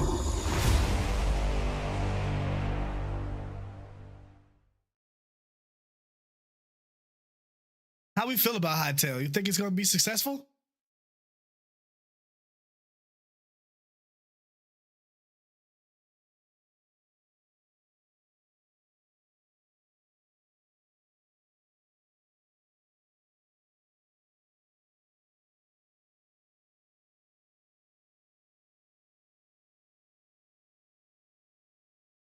Log Riders is a two-player co-op platformer where you become a pair of lumberjacks trying to keep your balance while overcoming obstacles on a log. All right, let's react to it. Let's see what it's talking about. They said this is a game that will ruin year-long friendships. If we just keep it centered. No! No, wait. No! There's a chest. Come. Okay. What are we gonna do with all these coins? Send it. Go send it. Bro, left. I'm trying. Bro, I'm go trying. Bro. Yeah, that looks like something that'll piss somebody off, for sure. Hold it. If we just The tied together. Oh yeah, chained together was, yeah, that's a good one. Let's play. Phoenix. Phoenix, come on, man. You know I'm down. February 12th. Hold on, let's add that to the notion. Y'all don't think I'll be, look, chat. I'm gonna keep it a buck with y'all. Y'all don't see what I see, right? I'm just gonna show y'all. This is all, hold on.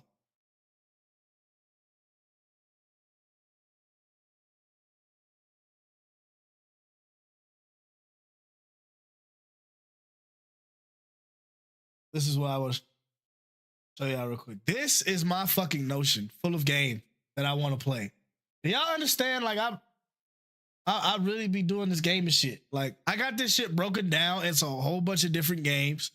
What it is, if I played it or not, my own score, platform, release date, etc. And the list goes on and on. See what I'm saying? So now I gotta go here. I'm a real gamer. I'm telling y'all. I do this shit. Let's go. What's it called? Log Riders. Log Riders. What am I gonna call this? I'm just gonna call it co-op. I'm gonna give it 3 stars. Ill. I don't think I've seen the game Ill yet. Let's go to YouTube. Let's pull this away. We about to do. We'll look at it real quick. I haven't seen it.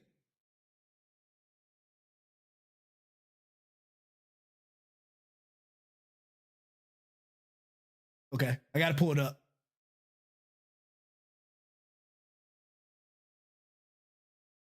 This shit look creepy as fuck though. It's pretty sure it's coming out on Steam, and then it's February 12th.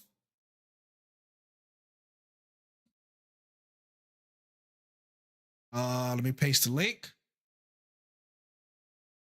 I'm gonna open this up, and then here I'm gonna type a comment.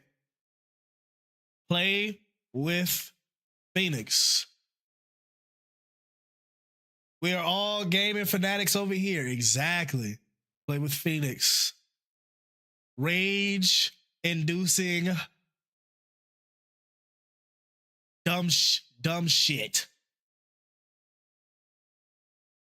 If you're still here.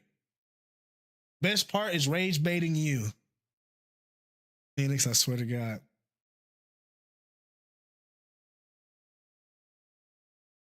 Wild in a way that I can't watch it on stream, or wild in a way that is fucking crazy. Not sure what I'll be leaving in. Hey, is that Notion? Yes, this is. Yeah, bruh. I do this. This is my list of games that I be playing. That I have, like, this is how methodical I get with this. This is how methodical I get with it, bro. My list of games that I want to play. Crimson Desert is already there. Borderlands 4. Gave it a 2 star. So it's like, where's Reanimal? I'm pretty sure I put. Yeah, look, Reanimal. And I got the YouTube link. March 16th, 2026. I love Notion, bro. If that's the case, we got to play Reanimal. Say less. Play with Fat Boy.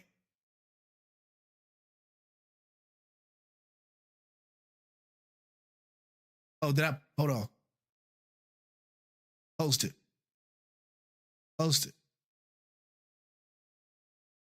Crazy like scary. Just see if something you'll play.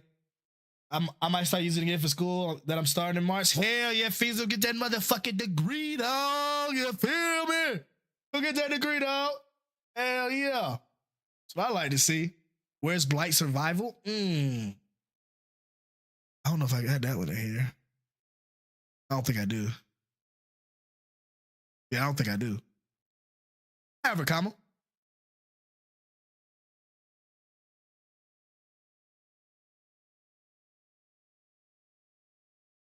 Here we go. Blight Survival.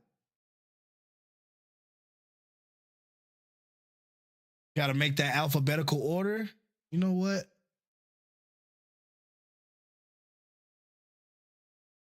Can I do that?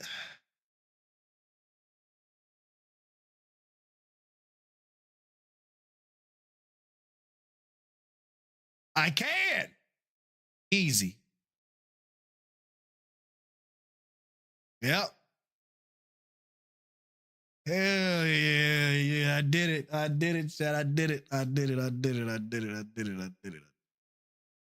right, we did it, chat. Cool. All right, so now it's easy. I just did it. Gotta make the alphabetical order. Can you do by the dates it comes out?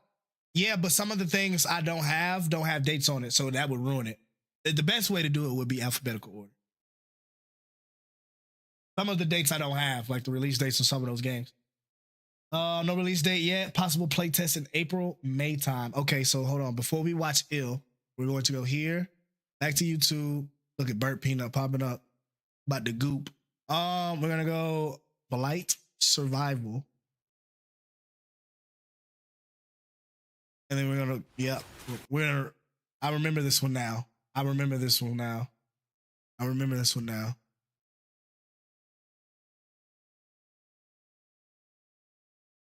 I remember this one now. I got it on my Steam wish list. We'll add it to the regular. All right, here we go. Ill official gameplay trailer. Let's do it.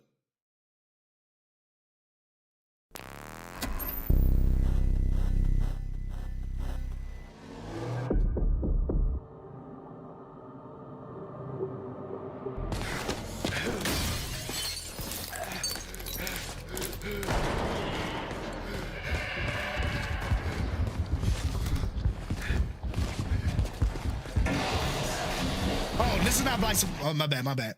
This is Ill. My bad. This is Ill. Ill gameplay trailer. And then we'll do the Blight Survival.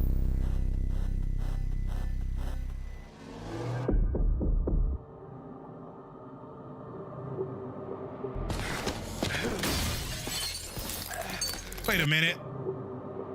Did he just run through it? Okay.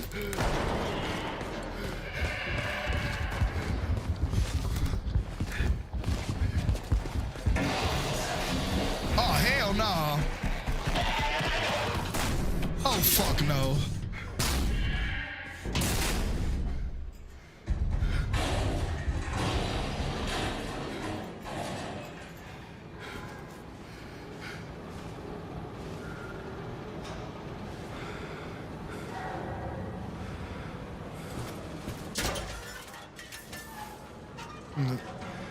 Man, hell no, man. They just doing all this random shit to get me to...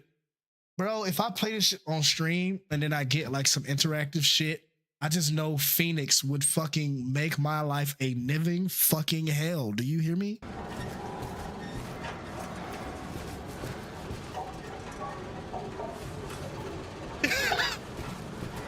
Phoenix would make my life a living hell. Red hallway, here we come. See, exactly.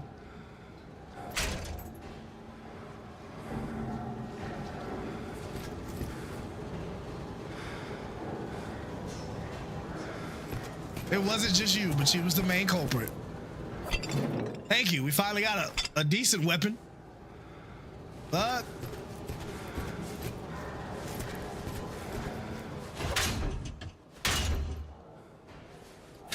be screaming. You know what I'm saying? You can always get payback. Oh, I will. I'm just waiting on you to play a horror game. Just know I'm locked in.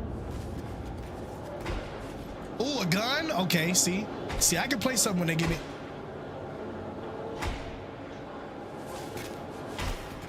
His finger on the trigger. Be careful.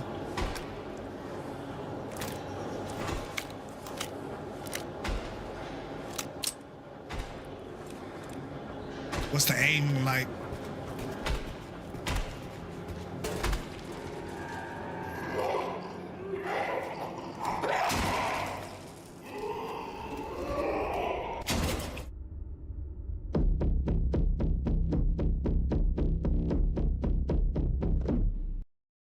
Well, it seems like it's like a bad mutation, right? Seems like a bad mutation that went wrong, like completely wrong. All right.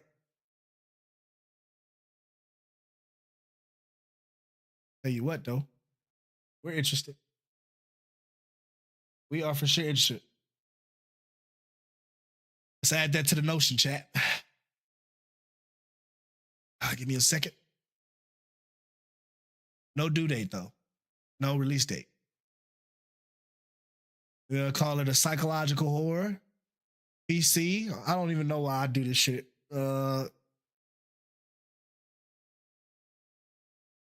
Radioactive monsters.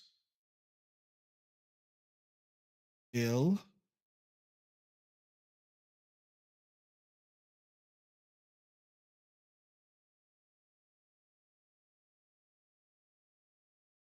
What the fuck?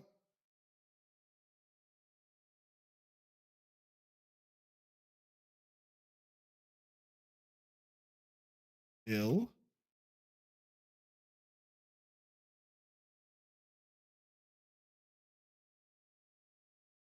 I'll throw some music on too. Radioactive monsters. Okay.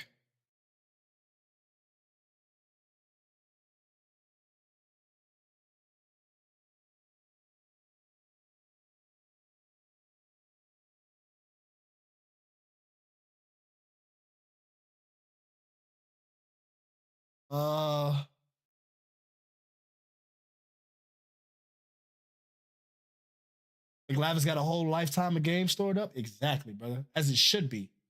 As it should be, fat boy. You know what I'm saying? I'll be playing games.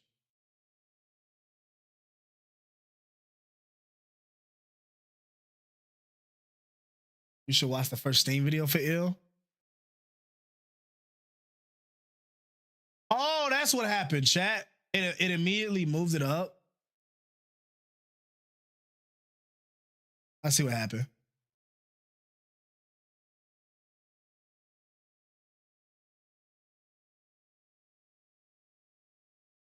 We give it a 3-star. We put it for PC, and then we'll add the link.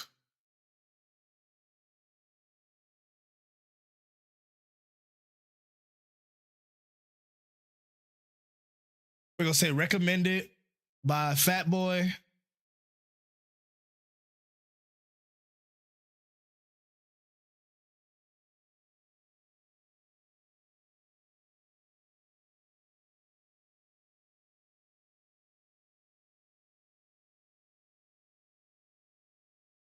I'm gonna have to take some off your list for sure. Of course, brother. You already know I be gaming, bro. I don't care what nobody else say. When it comes to games and playing games, bro, I do this shit. I don't care what nobody say. I'm gonna play games, bro, because I like gaming. I am a gamer at my core.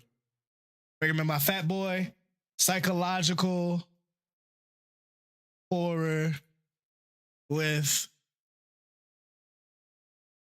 actual gun play. Paste. All right, so we got that. And now let's see.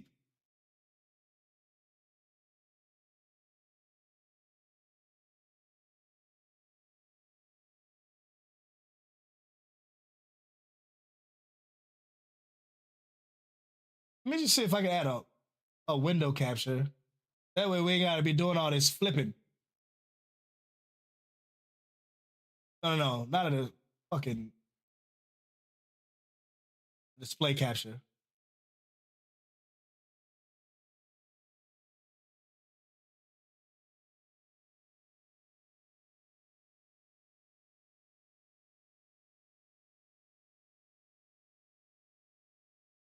Uh-huh.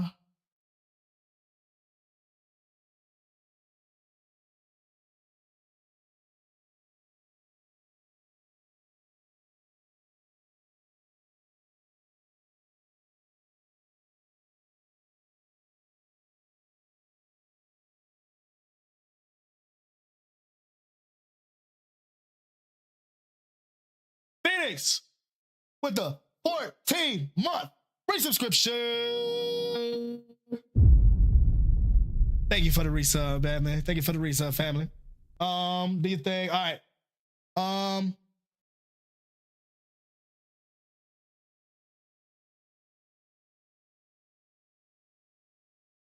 Hey, appreciate you for the 14-month free subscription, Phoenix. Thank you. But enjoy your gameplay. I think I'm gonna get on myself for a few. Catch your next stream. Fat Boy, I appreciate you for coming through, man. Much love. We're gonna do some more gaming trailer reactions, and then we're gonna get into some gaming a little later.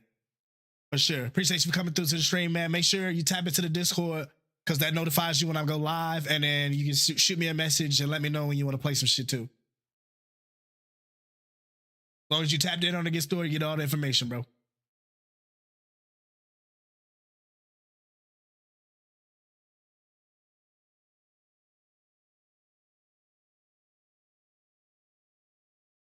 All right, so there's that one, and then there's Blight Survival. So we need to add this to the Notion.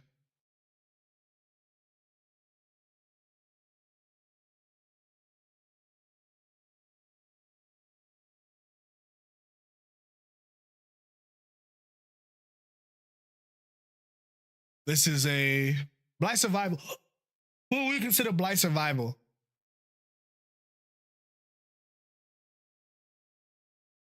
Well, let's watch the trailer again, and then we can put it into a category.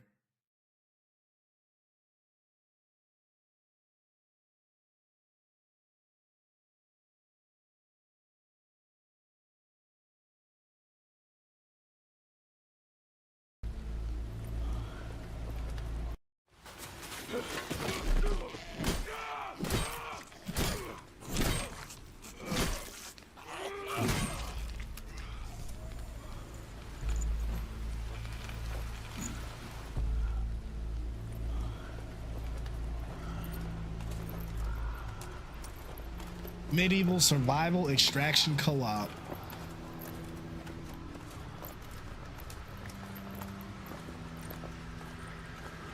This is what Tommy showed me. Tommy showed me this too. I remember now.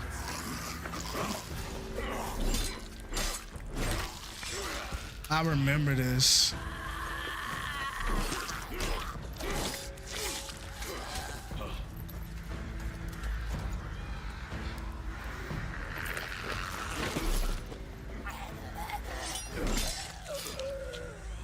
Boy out here fighting everybody with the bubonic plague, my dog.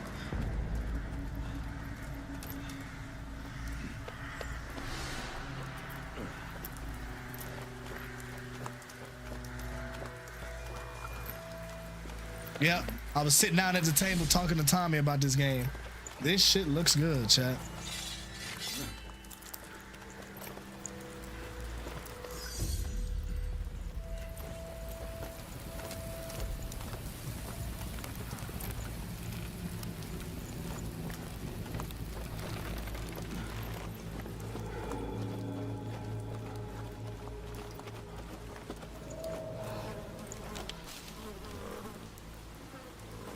Stop warming your balls and get over here.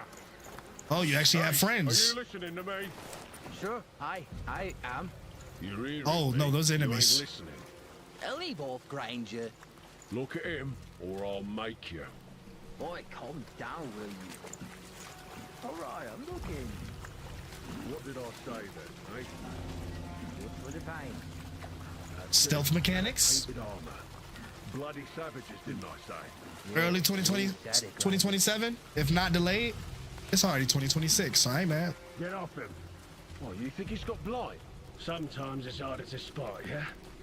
Gets in your veins. Yeah, you don't want to fight all Clogs this up shit, your brain. especially with the combat system I'm seeing. You know it. He's dead. Poor bastard reeks. Knowing Dark 94 though, he gonna want to play this shit. You're new to this. It only gets worse after they're dead. Makes you almost sorry for him. My ass doesn't feel too sorry. Keep looking. Ooh, nice little takedown. I feel like graphically when this game comes out, it's gonna look fucking good.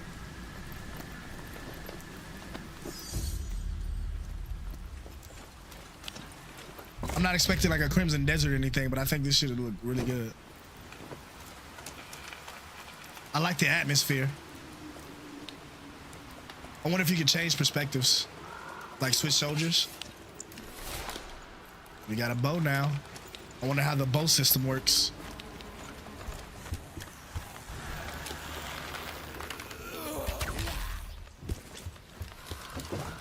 Hey, you do have to deal with arrows. Okay, cool. He hilts it across his body like that. That's pretty cool. Oh, that's his friend. But how does he know? There must be like an in-game indicator for it.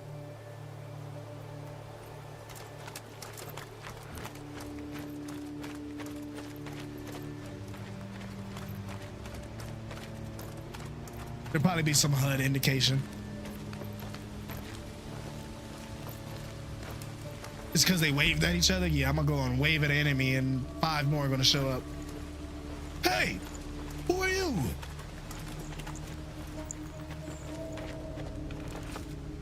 I'm guessing. Is it a? I'm seeing a lot of these mushrooms, so I'm assuming it's a fungus. It's a fungus thing.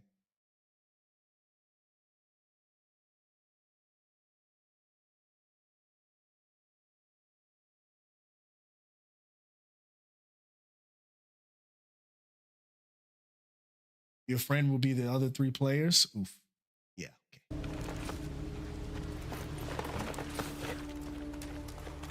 What is this? Co-op up to 4 or 2? There's 2.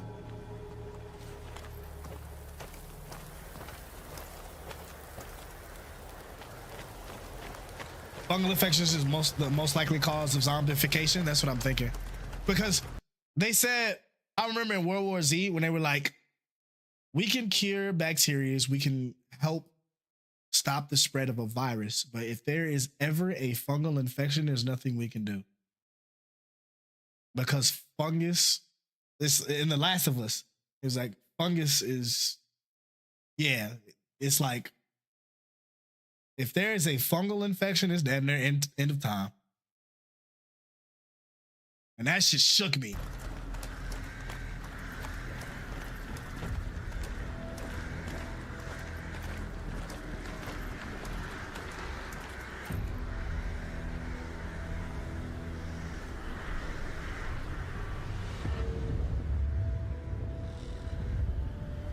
Come on through, little blight. Blight survival. Come on through. Based off a real fungus that affects bugs, it takes over their minds, so it mutated into something. Let's just call it an online horror. We'll give it 3 stars because I like the way that it looked. We'll put it on PC, of course. And then we'll just shoot for sometime 2026. We'll just leave a release date.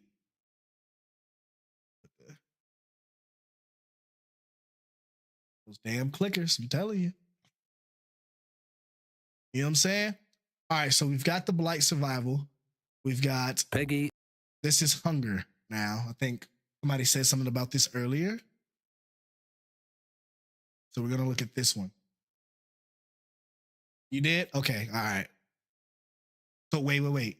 Do we watch the official gameplay trailer or do we watch this Hunger official pre-alpha extended expedition gameplay trailer? God damn.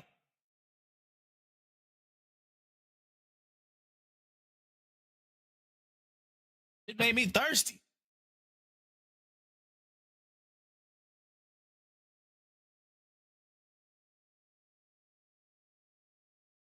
So what y'all want to do? Y'all want to watch just the gameplay reveal or the super pre-alpha, super extended extravaganza trailer? Like Hunt Showdown, so PvPvE? All right, this is a 12-hour. Okay. Peggy 18. Let's see what we got.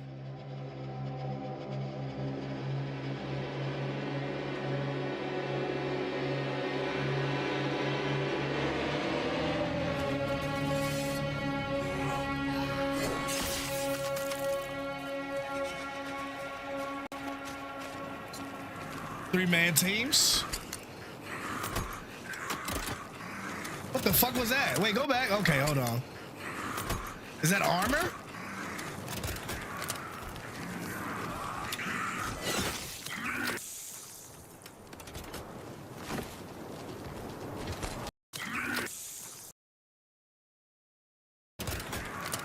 Oh, there's some.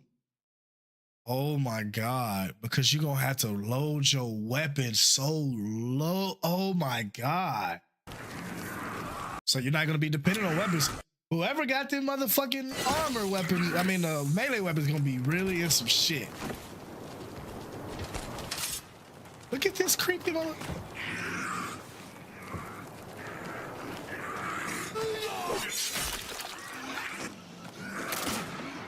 Gotta make your shots count. Oh, good block. What the fuck is that? Oh no. Oh, blood. Oh, no.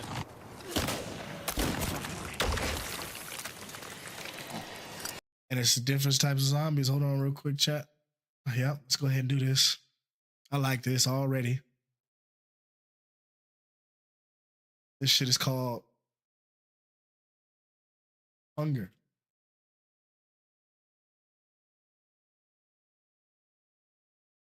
And it's a online horror. We're gonna get this 4 stars. PC, and then let's give it a description.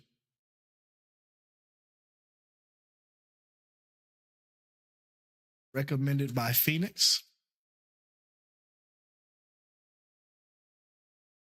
French Revolution. Co-op. Three-man extraction. 3-man zombie extraction.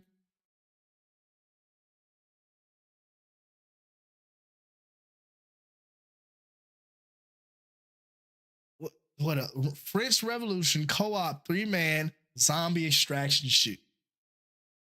I wouldn't call it a shooter because it's not just shooter. PvPvE.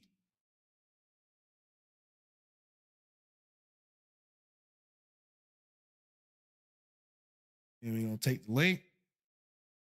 No date yet, no release date yet, right?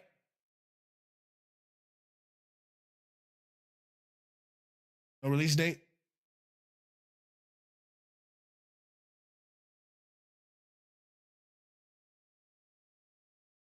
Nope. Okay, so we'll leave that alone then. Cool. All right, we building a fucking log, man. We building a fucking log. All right, here we go. Back to it. I have to heal, guys. Recollection, what's for dinner tonight, man? I'm hungry. Oh, and it stays there for a while too. What is that? Oh, is that healing? Oh. Wait, does it have a certain amount too?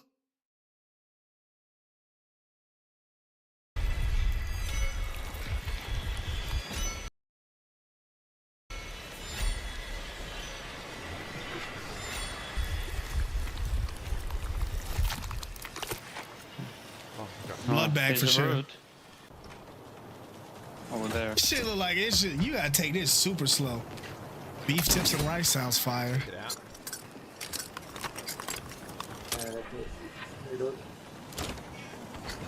Is he infected right now because he walked in the smoke? He is. Now, how does that affect him? Oh.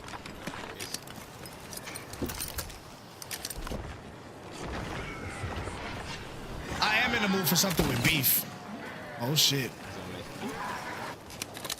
Oh, that's a real brute right there.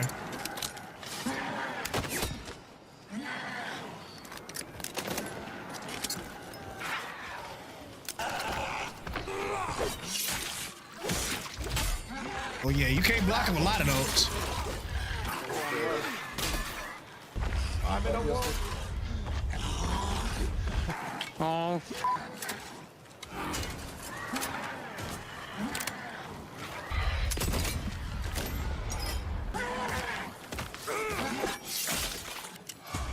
Oh, no, he got me.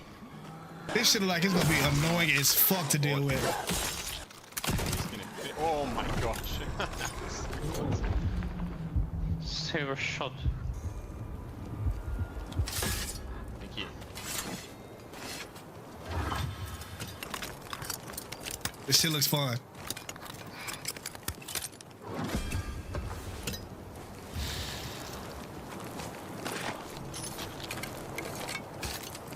Somebody who just likes games, bro, this shit looks fun.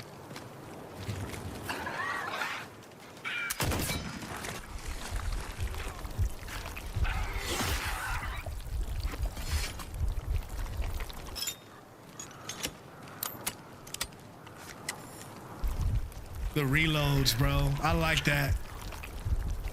Damn. And it take a while to heal, too.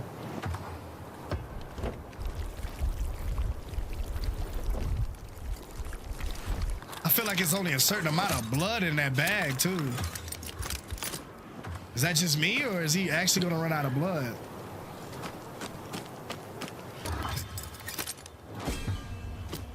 Oh, I found gold key, guys. Oh, nice.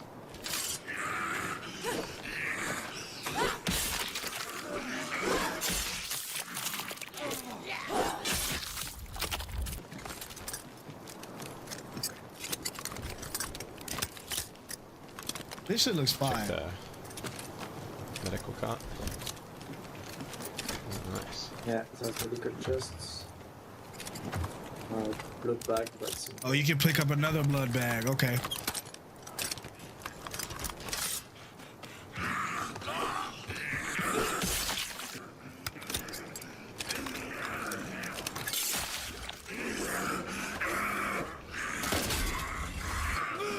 Oh, I'm not. Nice. Yeah, this shit looks fire.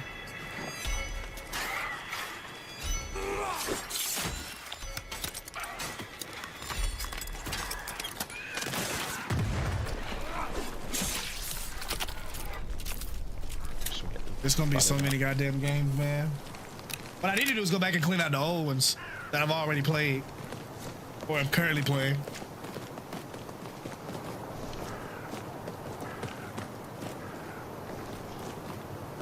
Can cross here, guys.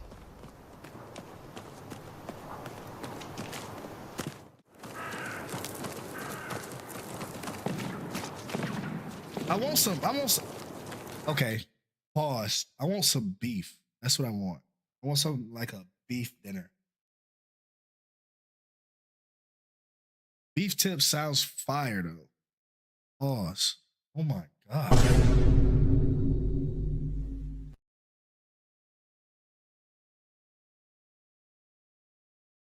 But you know how I feel, chat. Now that I'm healthy, and before I get back into my hard 75 tomorrow, I do want to pig out a little bit. You know, I want me some motherfucking tacos, man. You know how I feel about my tacos.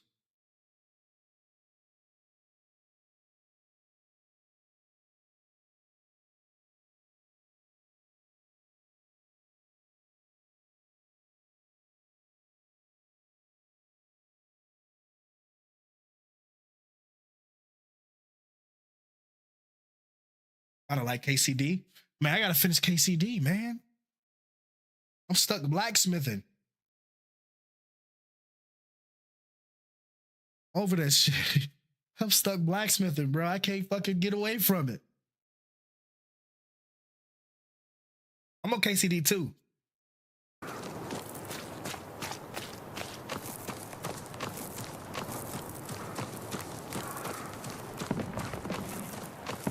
I think they're at the bottom of the quarry.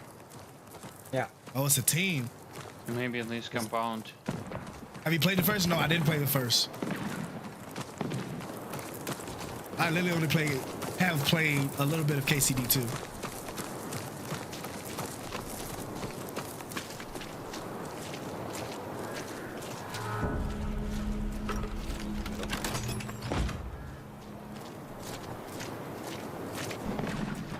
Oh, I see people. I can play KCD. Platform. I just gotta finish the other one. South. On the Sounds like platform. far side, maybe? Phoenix, you gaming for the rest of the night? What you I playing? hit one. You pink. Surprised y'all boys ain't on bell right tonight. Yeah, see. Tag. I hit one. Down. Oh, Yeah, yeah, yeah. damn. Tag. I hit one. Down. That dog. That's one hell of a shot too. This is where the gun combat comes in. There's another team over this way. Oh yeah, I know yeah. where you and Recollection be playing whatever. Where? So Southwest. Right. Yeah. Looping. Pulling back to the compound. I missed. Oh my gosh. Let's go. Back compound. Shots. Come back in.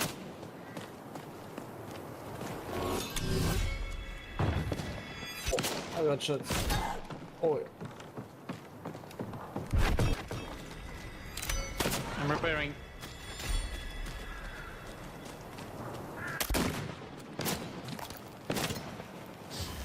Using armor patches. Watch Yeah, out, door, guys. Behind us. Yeah. Yeah, Oh, they're they coming in, opened the they're coming door. in. Going melee. and there's actual like sword gameplay. One Oh nice. shit! There's another one. Greg, Close the door. Close the door. closing. Can they open the door after they close it? do you need some heal? Another one. Reloaded. Coming. This is good for people who want to rely on fucking gunplay. Melee get the combat other is gonna be really big. Can you help me? Yeah, Got them. They're dead. Nice. Where's the others? I think it's Get back pushing in the on me. compound.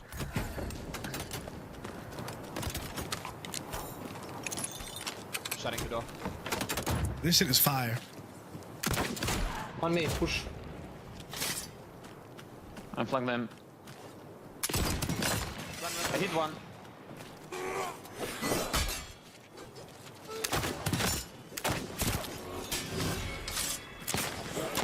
Are you going midi? Yeah. Okay. Yeah, we're fighting. Down. Hey, Abel at the door. Oh, You can't be stupid in this game. I need armor. I need armor. God. I'm recovering some armor. I'm watching. Can you crush us? Two at the door. There he One is. on the left, Yeah, one on the both right. there. Come on, they got me down. Two coming in. One more behind the wall. Nice. I kill them. Nice, Kill them all. Nice. This shit looks like it's gonna be fucking fun. Well done. And now you got all this loot.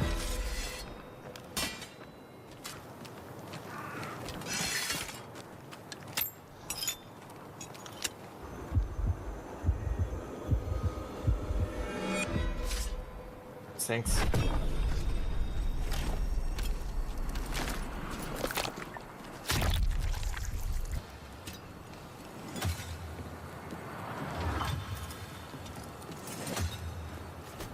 Ogie be hooping.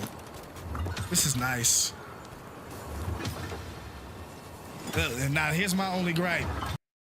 You just like Arc Raiders, you gotta make it easier, like with a skill tree or something, to loot. Cause I ain't finna be sitting here for 5 minutes checking everything.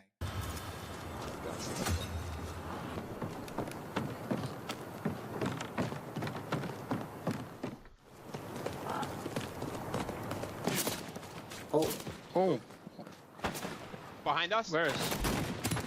Yeah, I see guys. Yeah. Keep moving. We don't have a lot of time. I've got you covered. Tag them again. Oh, right us. Run. Off. You okay, Hugo? Oh, Yeah. got him in the head. He's gotta be Oh, hurting. was that a kill? Oh, it's just a headshot. Okay. I hit one. Oh, I'm out of ammo. We gotta get the balloon open. I missed. I'm reloading.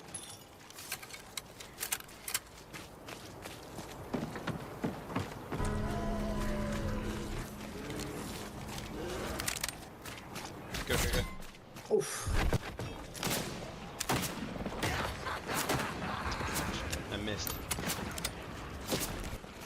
Oh, I'm taking hits. I missed. I start the timer. Nice.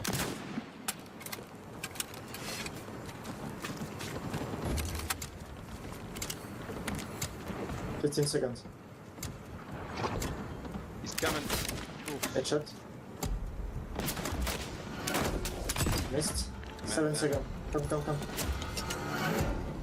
Get out of it. Let's go. Nice.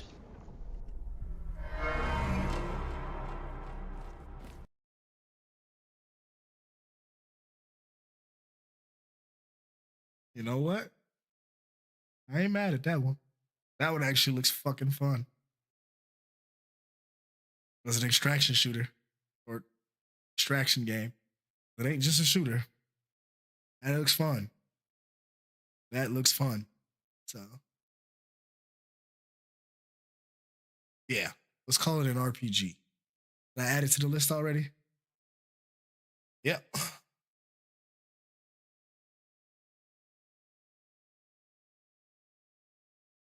Cool.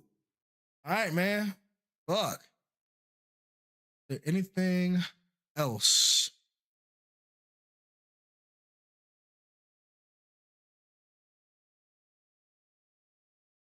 Oh, I was watching this earlier. This is World War Z's new DLC they came out with, but I'm not gonna watch it on stream just so I don't copyright or anything like that. That's fire though. I'm not gonna lie, that's actually pretty fucking cool. So,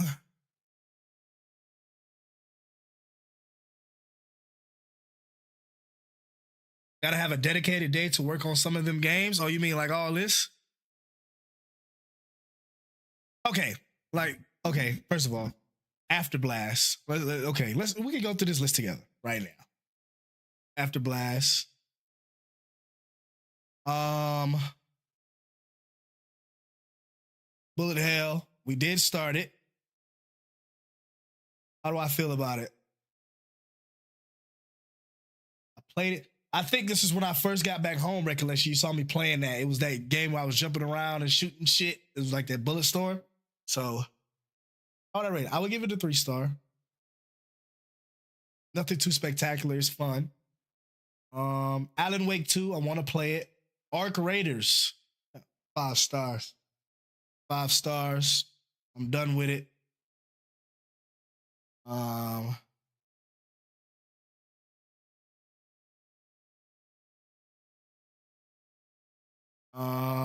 BR.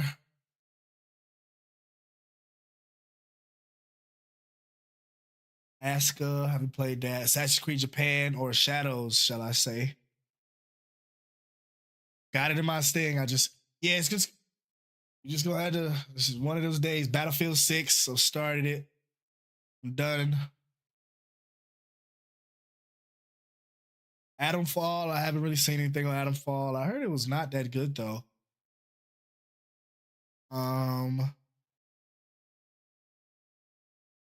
You know me, this motherfucker get 5. Nah, I'll give it 3 stars. Let's be honest about Battlefield. It does have some of its gripes. Black Myth Wukong. I think we're low key done with Wukong. I'm not gonna lie. I think I'm done with Wukong. I got the thrill of it, but we'll put it in progress because I want to go back and finish it. Fate Keeper for a single player? Do I have Fate Keeper? Sounds like something I know about.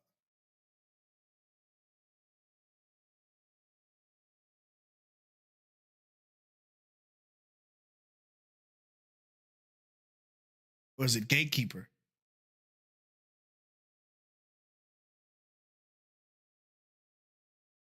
Oh, here it is. Okay. I gotta watch this one too. Oh! Hold on. They already sold me. THQ Nordic. That's it. Yep.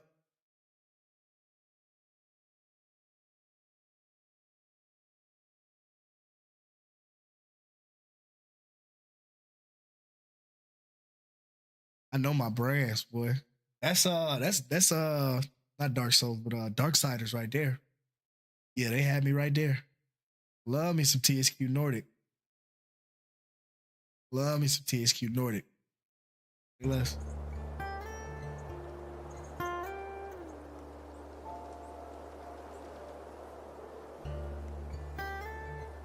I think we've seen this. Is this the one with the owl? Or the rat? Yet another ambush. This road is as Yeah. We were sold on this game when I saw it before. Now we've added it to the list. What would this be really called, though? You know what? We're going to watch the trailer and then we'll fill it out as we're done. joyless. The greatest peril to my senses is your stench and the sorry shape that bears it. You see, this is why I like TSQ Nordic, because they put these little Spellforce. I think I played Spellforce. No, I don't think I did. But thing about THQ Nordic is they have fucking comedy in it. Like, they're shooting the shit. He's talking about the rat. The greatest peril to my senses is your stench and the sorry shape that bears it. Let's see how choosy you'll be when the void invites you in. Spirits preserve me. Just get back in the knapsack. Fine.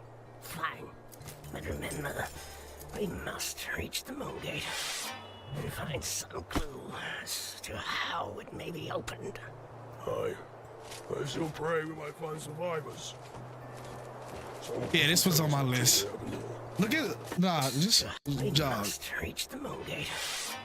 Brings it out, flips it, inspects the detail of the sword. Like, that is good animation. How it may be opened. Look at the detail on the fucking hilt. That That looks good. Survivors. Someone who can tell us what truly happened here.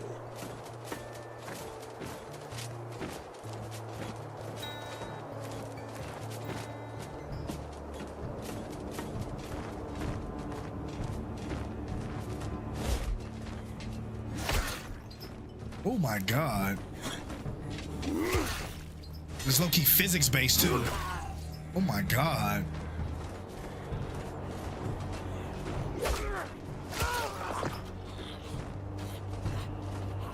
Oh. Is that a mechanic that just scared the other goblin because he watched his mans die?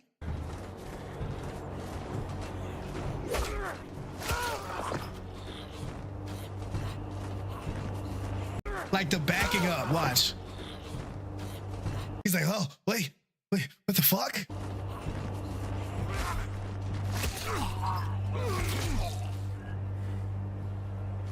Look at the blade. Let him go for now, youngling. Let's see what this place holds. Youngling. What would you do if a 300-pound tower comes at you? Live to see another day. But, you know, if I'm a goblin, obviously I'm dead. Do you know? Obviously, the man with the bigger stick wins 7 times out of 10. You know what I'm saying? My age, rodent. Your years mean little. This is your first vigil. If I have a wood spear and this motherfucker got a chiseled down to the hilt iron sword. Yeah, it's GG's, chat. Thus, you are a neophyte, whether you enjoy the title or not.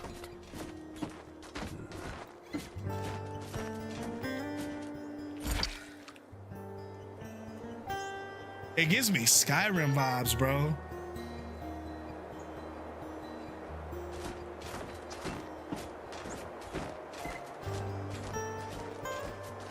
Hey, you said that as I have medieval lo-fi playing? Real.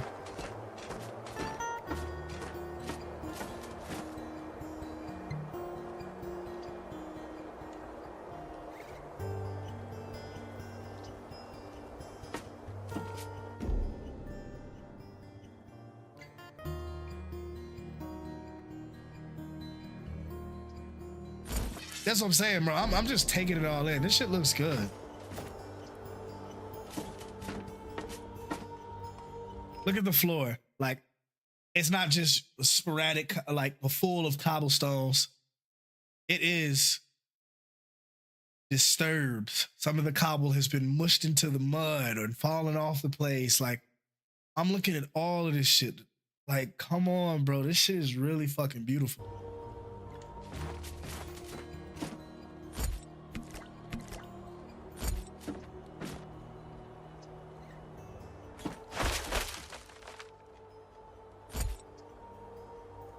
We get some armor and shit. Okay, this nigga is absolutely a fucking tank. What the fuck? This nigga is built insane. You see some shit like that, you don't wanna, not fighting that. I'm not fighting that. Nigga got a skull with spikes coming out his fur. Yeah, get me out of here. Get me the fuck out of here.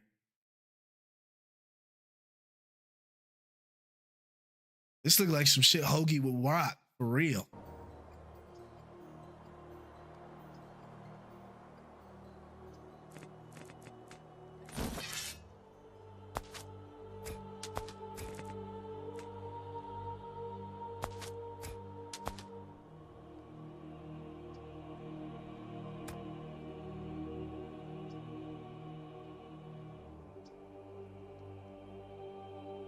Ten out of 10 would wear, bro. That shit looks fine. Okay, and he broke it down to this little weak ass armor. Yeah, that look. This armor gives. Okay, this armor is okay. It's okay. But this shit right here,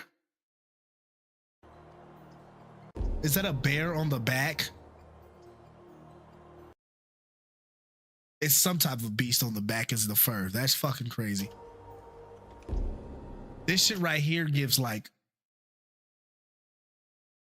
some type of death warrior. It gives like leader of a village. You know what I'm saying? They both have barbarian vibes. I can see like this one is like, this one gives me, he got a decent amount of armor stuff to show for it. Like he's like a middleman. Like he ain't at the bottom, he ain't at the top, but he one of them ones too. You know what I'm saying? That first one though looked like the leader of a fucking Viking raid.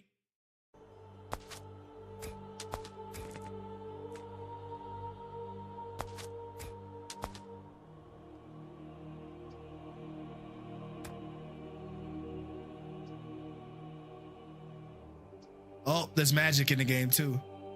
I'm reading the description. Casting fireball is 25 to 65% to spawn a raging fire conjuration for 5 seconds. What the fuck? So it's obviously got the mix of, I'm going to assume it's runic magic and melee combat.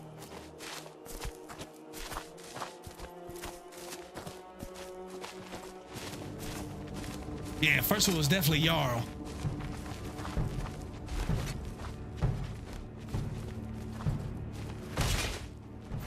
So you can block the arrows. Kick them off the motherfucking. Get your ass off this motherfucking high ground. Sparta, kick that motherfucker. Wait the fuck a minute.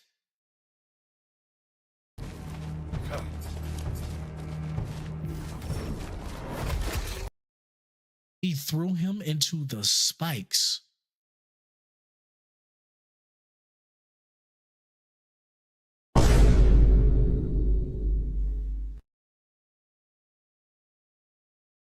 Go back.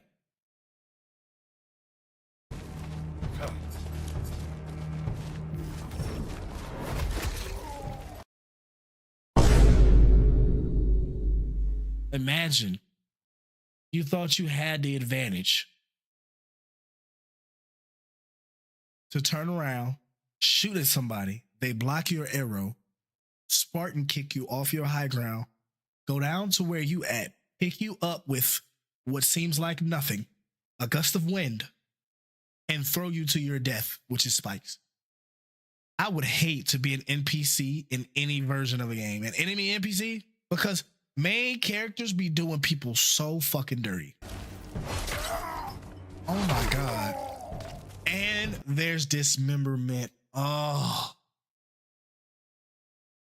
this game. I'm getting gamer hype. So I need to calm down.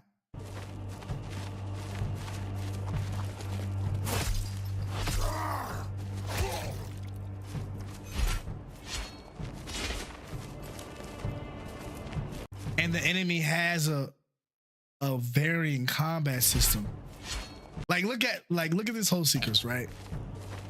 The enemy sees him, acknowledges him, comes through, runs at him like he's about to just do a regular attack and does his spin move. Takes the attack in a very realistic way, looks at him, takes it again, like okay, spins the thing to prepare himself, run, feint. Has a final attack get blocked. GG, well played. But that combat sequence alone tells me this game is going to be fun as fuck because the combat is going to be fire. They did their thing with this one, for sure.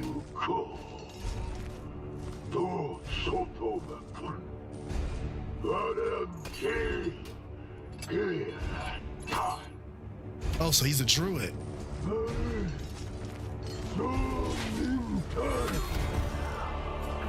I was about to say, my boy, I don't want to know if you want to take a man your size running at you with some decent speeds, hammer swing.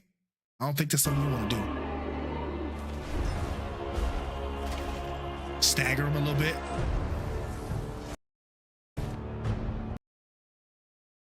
Coats the weapon in poison. Yo, this game. Yeah, I ain't gonna lie. This is definitely one of my inventory. Like this is going 4 stars in the Notion. 1 second, chat.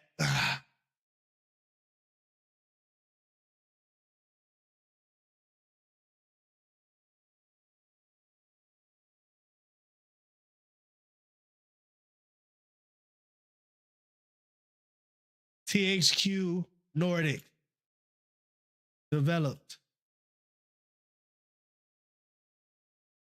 4 stars. Combat looks insane.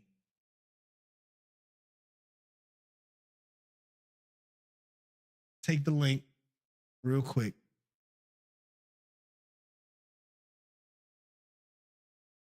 So we gonna put it on PC because you know that's what we getting on. Let's do. There's the link. And then we just gotta figure out what else they got. Give me 1 second, chat. I'm gonna run to the door, grab my food, and then we're gonna be right back to it. A second. Be right back. Here's your music.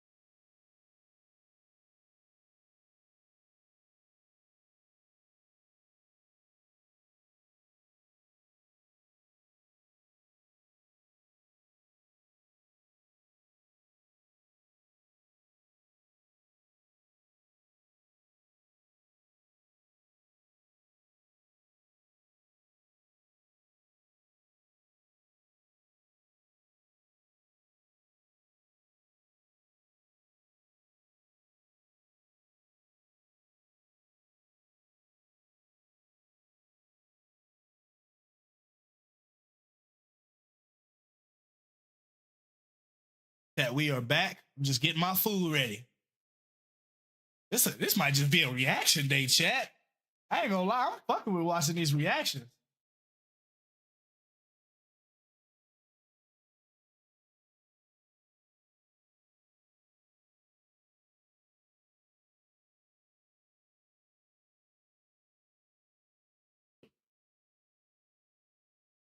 We can run it, man. I'm liking these reactions today.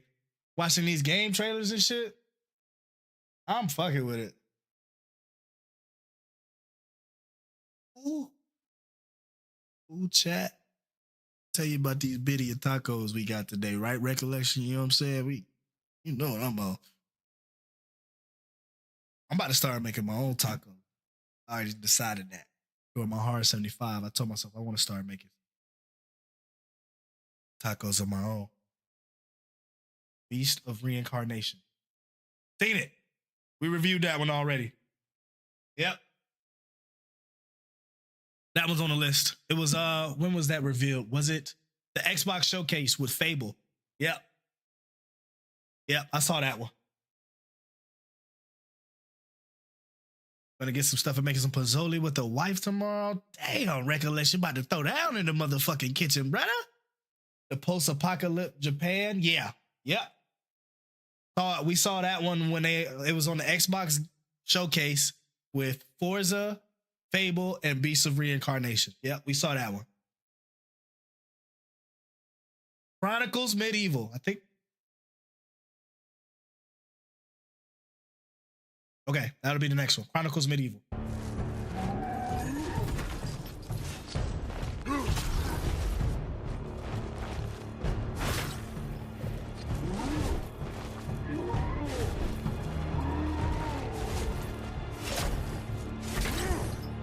But it's taking them hits too. But the poison should be wearing him down, right? Oh, look at how he's staggering different during the fight.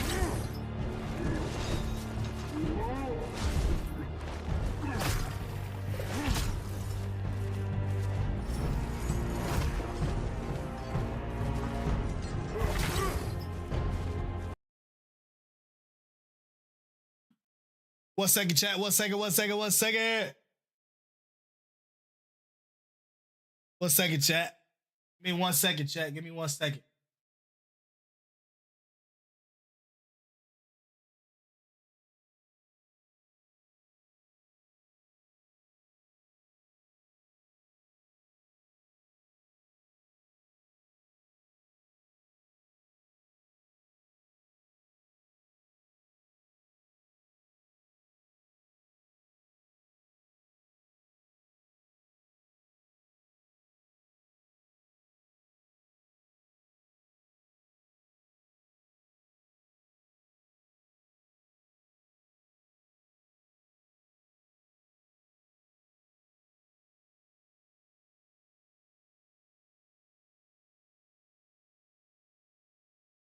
Keep pushing, Brody. Bruh.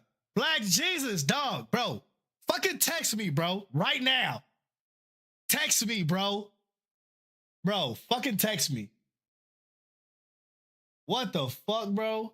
Where have you been, dog? One person I was trying to... Oh, I'm muted. Am I muted still? Muted. Am I still muted?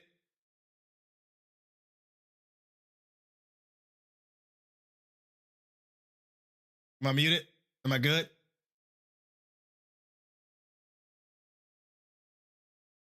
I can hear you. You're good? You're good? Facts, I got you, dog. I'm good? Okay, cool. Bro, hit me up on IG or something, bro. What the fuck? We need to talk. The fuck? I've been wondering about you, bro. Yo ass done, you know what I'm saying? Bro, hit me, bro. What the fuck, bro? I ain't seen that name in a minute. Holy shit. Appreciate you though, dog. Appreciate you though. Appreciate you coming through to the stream, bro. You already know what we on, man. The vision stays the mission.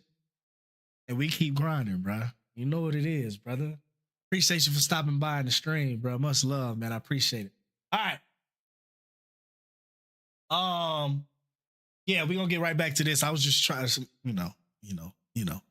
Master Chief called me, so I had to make sure she was all right. So we gonna go ahead and continue watching this game trailer, man. But yeah, hit me, bro. Hit me, bro. For sure, bro. Hit me, bro.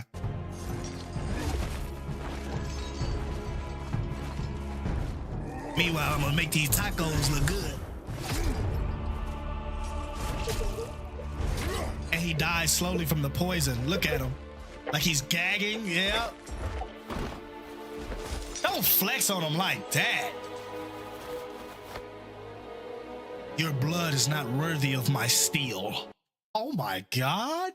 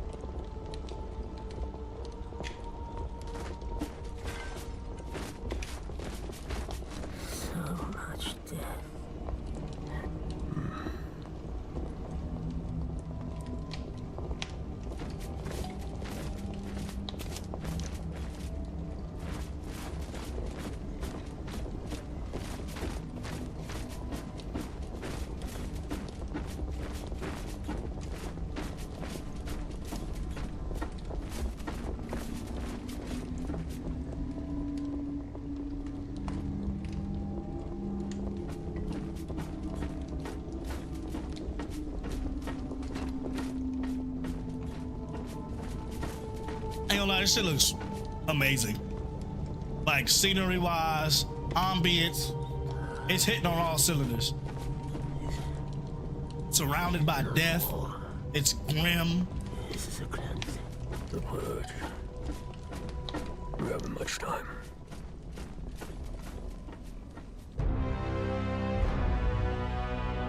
That's it? Oh, do they?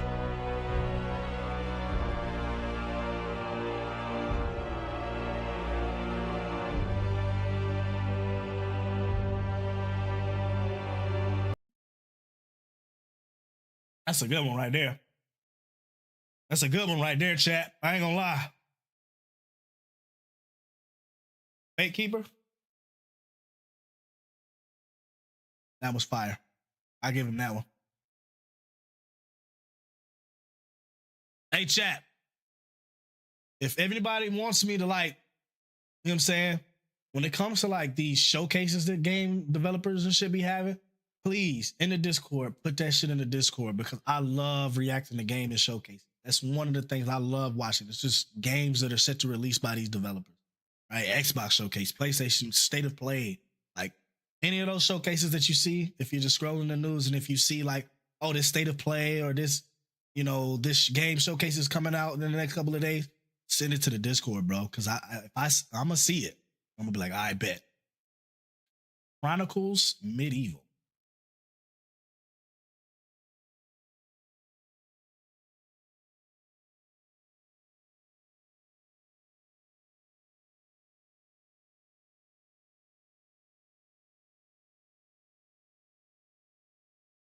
Official announcement trailer. Not sure if it's too late or not. I guess we'll just watch the official trailer because this looks like somebody's reviewing it.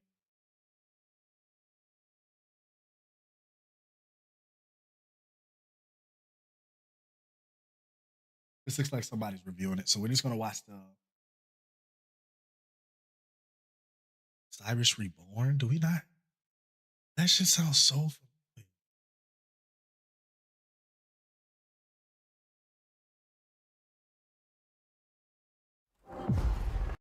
Washington State Gaming Expo and Anime Convention. They're having in a couple of days in Puyallup.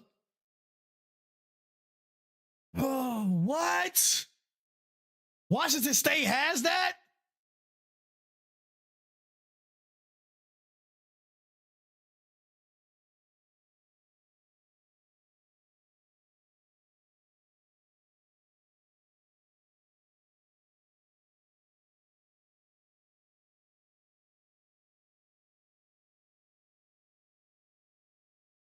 Sixth to the 8th. How much they going for? $85?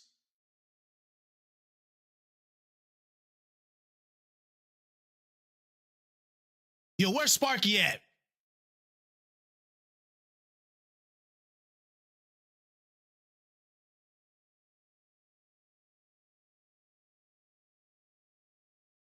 Sparky! Where you at, Sparky? Sparky! Oh, you here? Hey, Sparky! Hey, man. Hey, man. February 6th through the 8th, Anime Washington and Washington State Gaming Expo in Puyallup. What you think, bruh? Head down there for a weekend? Hey, look, all expenses covered if you coming with me, bruh. That's all I'm saying. 3-day weekend. 3-day, you know what I'm saying? Friday, Saturday, Sunday. We head down there, do our thing. What you thinking, bro? Since you said all expensive, bro, I will buy both of us tickets, bro, and get the hotel too. What's up, bro?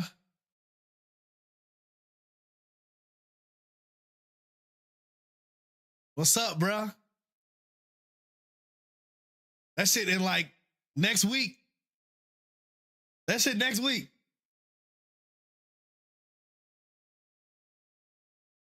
We just take your car.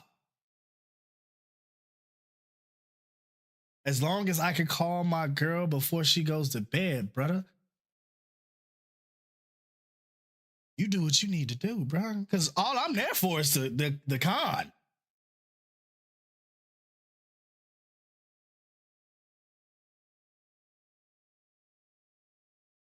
I'm there for the con, bro. This would be my official first con. Okay, want to go because it's a gaming expo. You know what I'm saying? I'll take a weekend off of you wearing the mag helmet. I sure would. I need some touch-ups though, Phoenix. I need to touch up the front crest came off. I just need like some glue.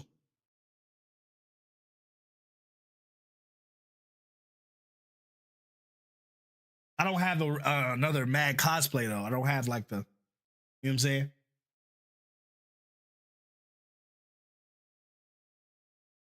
We gotta get a good arm day in the day before we go there. Let me see. All right. That ain't nothing but a thing, bro. So you down. What about your samurai hat? I got it. I still got my samurai hat. It's right there. Right there.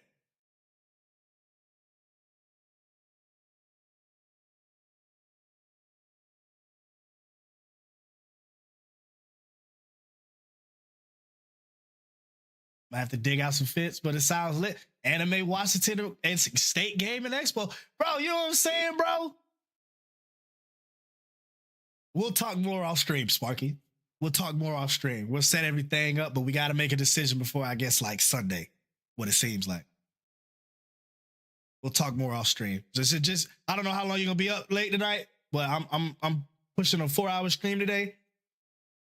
There's a con every other month down in Seattle. Oh my God. We'll make some good content. Yeah, man. But I'm trying to decide if I want to pull my motherfucking camera and make that content. Do I want to pull this camera off? Or do I just want to use the iPhone? Because the iPhone can do it, bro. The iPhone really can do that shit. That'll be one hell of a fucking, my first con ever. I feel like the iPhone could do it. Oh, we got to bring masks too, though, Sparky. I ain't going for none of that sick shit. You feel me? We might be walking around with some masks on. Gonna be a lot of motherfuckers. But we could do it clean though, wear like some fire ass like Ghost Warrior max. Stop. Stop. Let me stop. See, I'm getting too hyped behind it. See, we're gonna have to keep that tab. Gotta order a cool one? We'll talk off stream, my boy. We'll talk off stream. You know what I'm saying?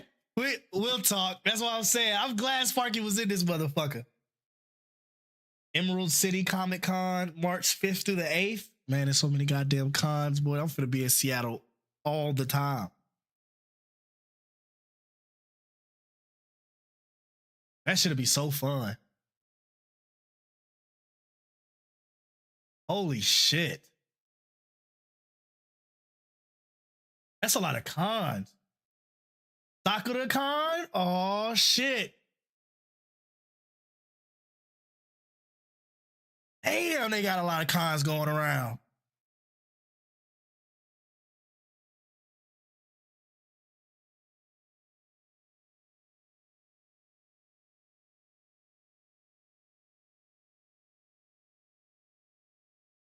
You can even just make videos or talking about it on stream would work. You'll have insider knowledge and stuff. What do you mean by that, recollection? It's a lot of cons. Holy shit.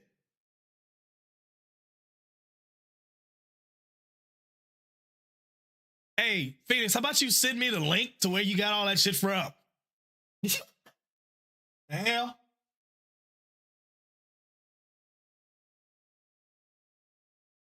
How about you DM me that link, brother? This is crazy, though. I'm glad Sparky was in this bitch. Stuff they show and whatnot. Ooh. And then I come back and talk about it on stream. The shit that I saw, the shit that I heard.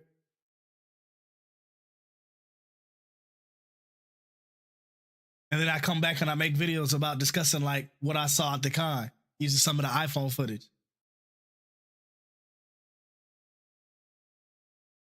There's also booths that you can sign up for an hour block to stream while you're there. Yeah, that'll be crazy though. To stream while I'm there, that mean I had to log in, create all my settings and shit. Oh, I don't know. That's scary.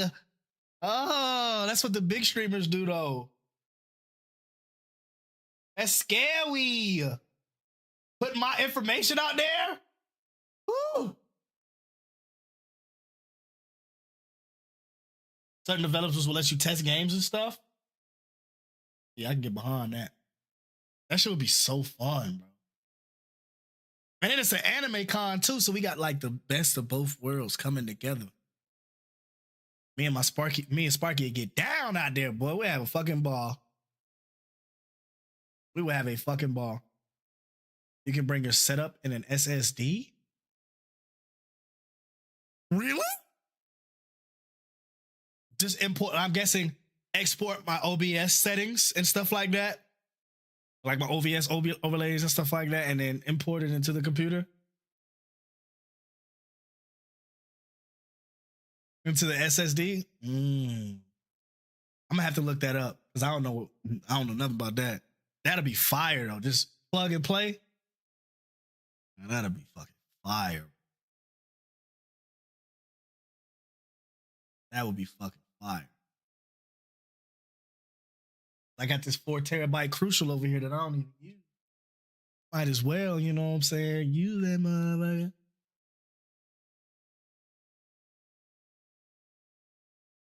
That shit would be fire. That's what I'm saying. 2026 is gonna be a great year. Now that I'm free, and I got my brother Sparky with me on the side too. Come on, man. We can do a lot. He already helping me out with the Pokemon shit. Really about to be you know what I'm saying? Hey, shout out Thunder Guy Sparky, bro. Shout out my guy. My guy right there. All right. Yeah, I saw that pop-up figure would be perfect for you. Yeah, we're going to see what we can get done. We'll talk more off screen, for sure. Here we go. What is this? Chronicles Medieval official trailer from the Summer Game Fest of 2025. Let's do it. Thou shalt not kill.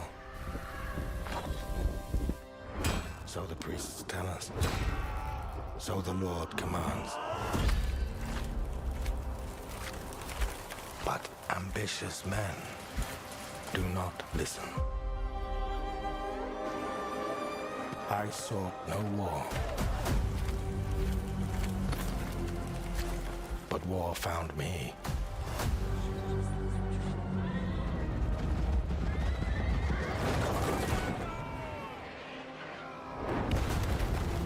I became like them. I took up the sword, prayed I could win redemption through my deeds. But some paths, once taken, have only one ending.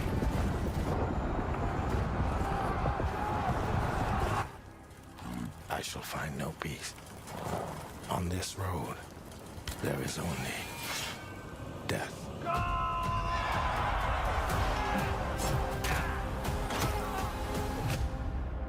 Forge your destiny. But that's just my story.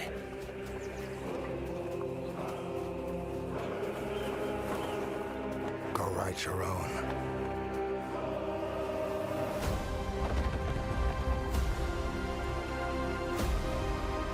You see, I see shit like that. It makes me want to play.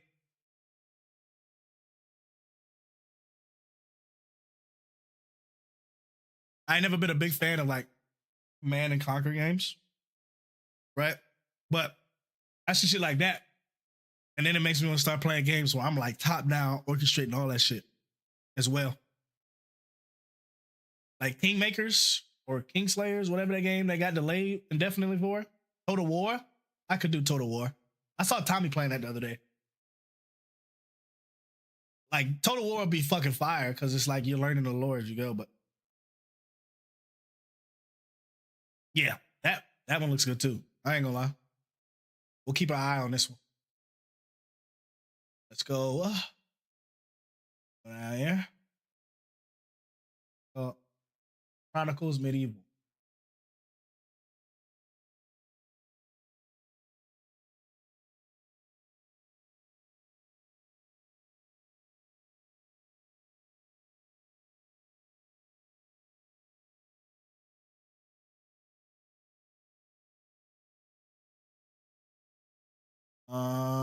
What would we call that one? What type of? It's like a single player.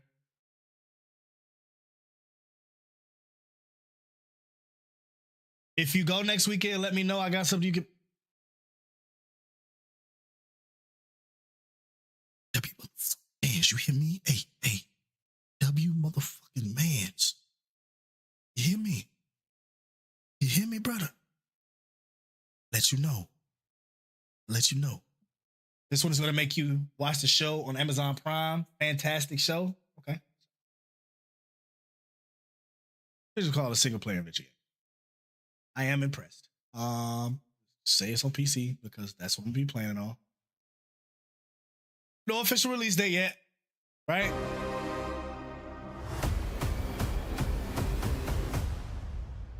Early 2026. Okay, early access. All right, so cool. Now the next one is called The Expanse. Osiris Reborn.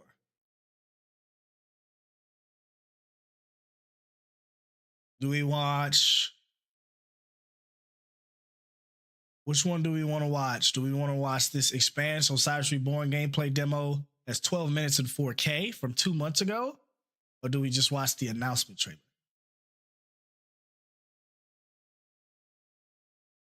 It's two of them. The Expanse, Official Life in Space, and then new gameplay demo for 12 minutes.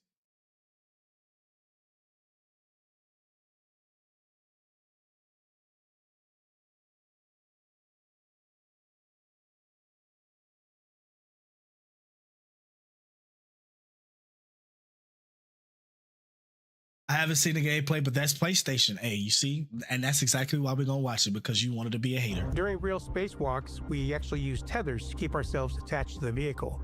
In a reactive game, that would be too clumsy, and so mag boots is a creative way to kind of compromise and keep it realistic, but also be able to be reactive. But the fear is the same, becoming detached somehow and drifting away. And that's just one example. Even firearms would behave differently in space. Recoil and ballistics would also be different. People think about space as silent, but silence can mean danger. For example, inside of the spacesuit, there's a steady hum of the fan that's blowing oxygen over your face. The people at Alcat Games did some research and figured out that vibrations caused by shots inside of a vehicle would translate to the hull and likely be felt through the mag boots. We love the idea, but had to adapt it. Pure realism would mean almost no sound in combat. No vacuum, you hear more than Austiners do, but far less than in atmosphere. What you hear is what your character feels. Breath, comes, vibrations. The tension stays, and so does the fear.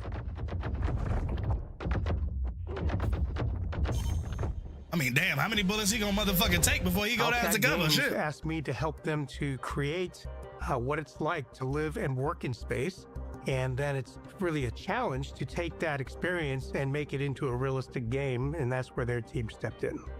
Life in space changes tastes. Astronauts often crave spices just to feel such sensations again. On pink water, meals created from what could actually be grown in orbit. And in the same spirit, you'll even hear your companions discussing food and ingredients on the ship. We hope that our approach to blending realism with gameplay considerations will make players experience something engaging and truly immersive.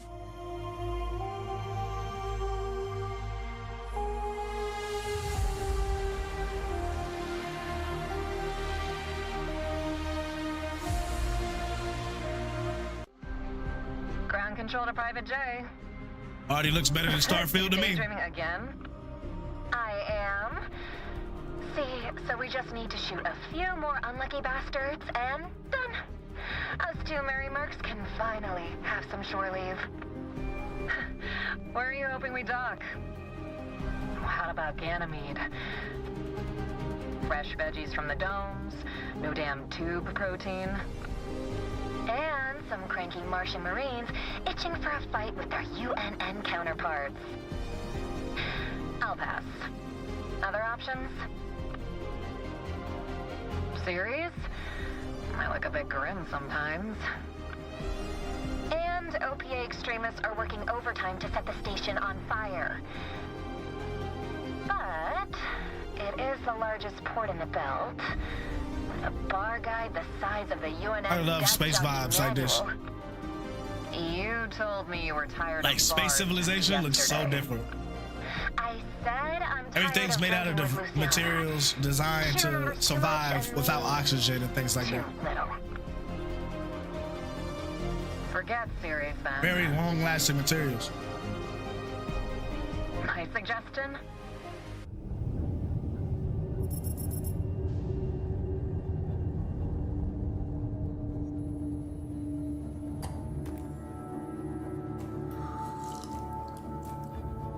Zafar, pull up NavTech. Just a sec. Got it. Taki. We gonna find out about your Kopang right quick, okay? Just want to do him justice. Stuck his neck out for us. Least we can do is get him out alive. We've got big enough guns to make justice, all right? There's on Amazon Prime, too. To a man Might be with able a to make that hammer, happen. just about everything looks like a nail. Aim for show. Time to say, oh yeah, with our hammer. Missile range in 1 minute. Brace yourselves. We're going for a spin.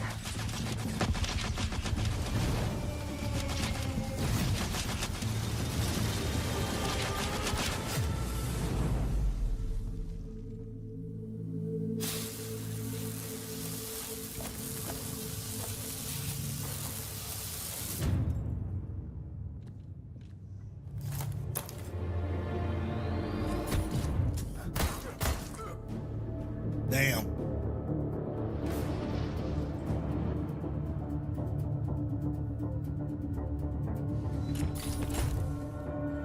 Ah, the mag boots. far? Did you get a signal? After the large haul down this corridor, they shut down this part of the facility. Long time before our arrival. Fine. Let's deal with those guys first.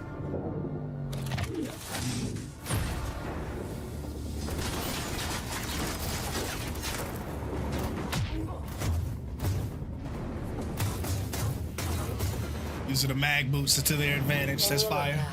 They never look up. Camo, what's up, brother? How we living? So far, you were right. They shut down this.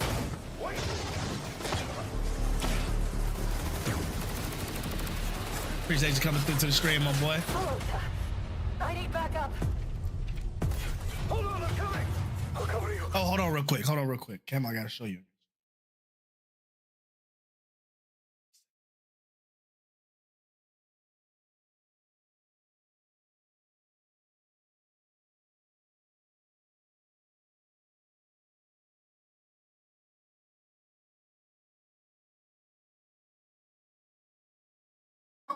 Camo, bruh.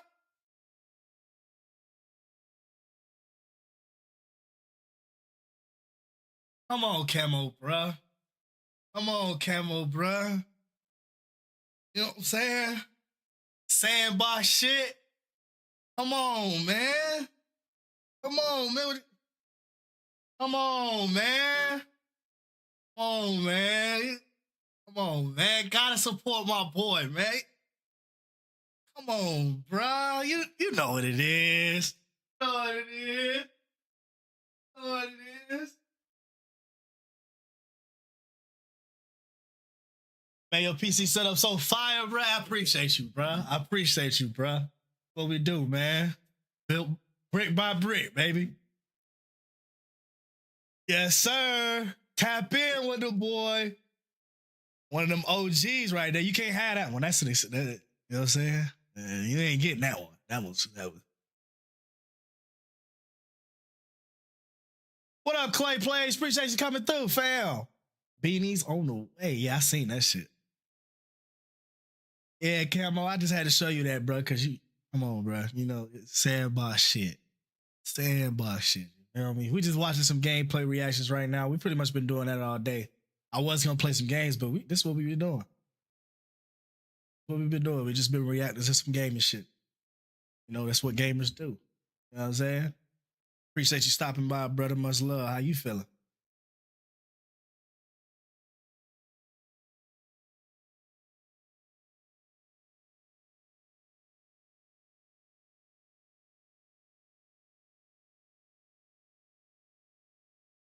Yeah. Disappointed? Oh, wow. All right, we're getting back to this.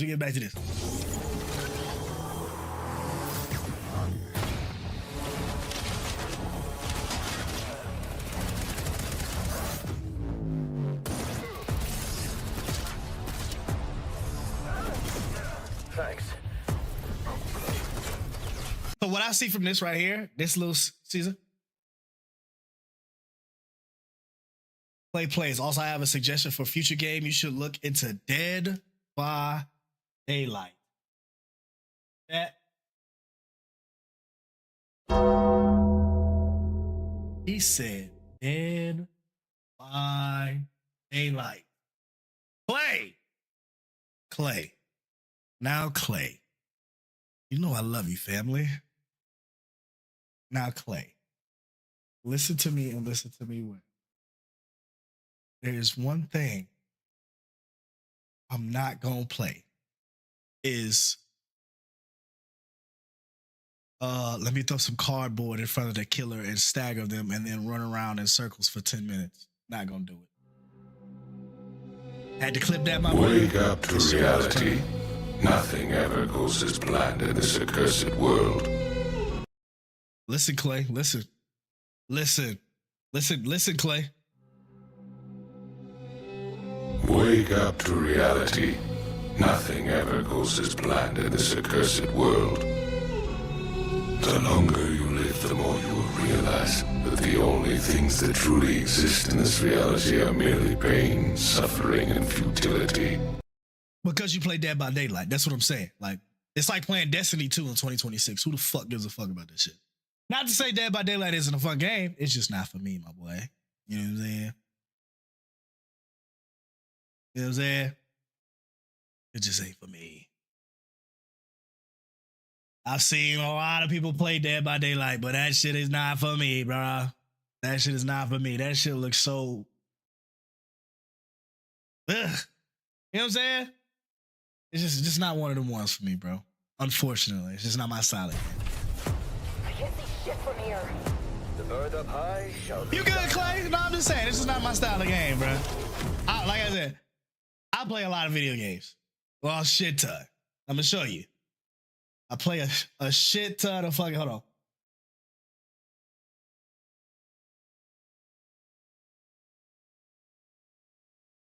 I don't know if you're transition. Where are my properties? Oh, because I'm not on this one. I play a shit kind of fucking games, bro. This is a list of games that you know what I'm saying? You see what I'm saying, bro? I play games. And I don't do this shit just for the faint of heart. I do it because I'm a fucking game. I'm him. And when I say Dead by Daylight is not one of my games, Dead by Daylight is just not one of them games for me. I wish though. I wish I could get into it.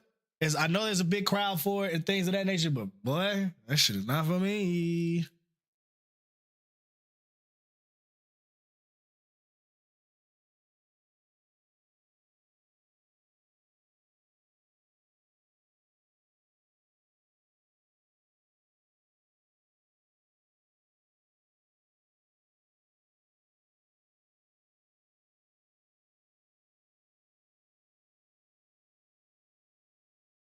Oh shit, what the fuck happened here?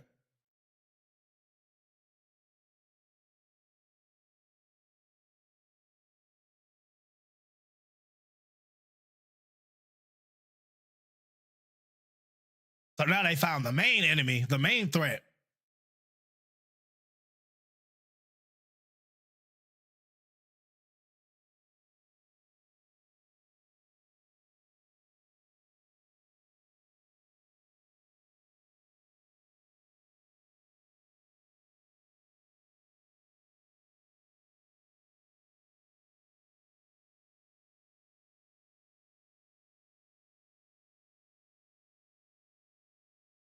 Sci-fi action role-playing game. All right, here we go, chat. We're gonna go to Notion.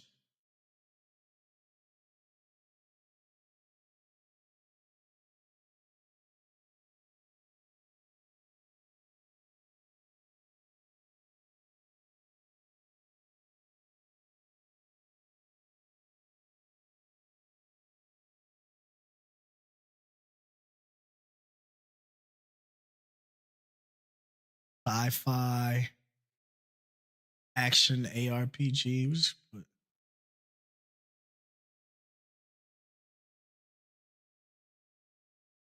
Call it a single player open world. Or let's call it a single player adventure. Give it 3 stars. I'll throw the link in here.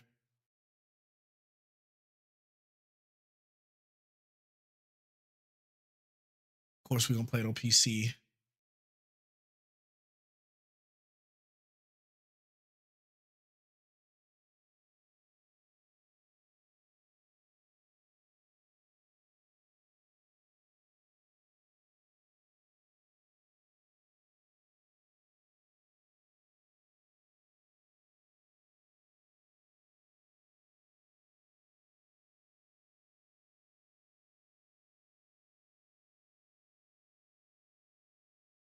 Oh shit.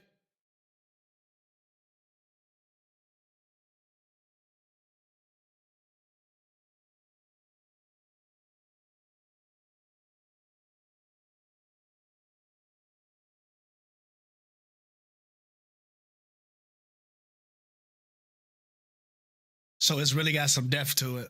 I fuck with that.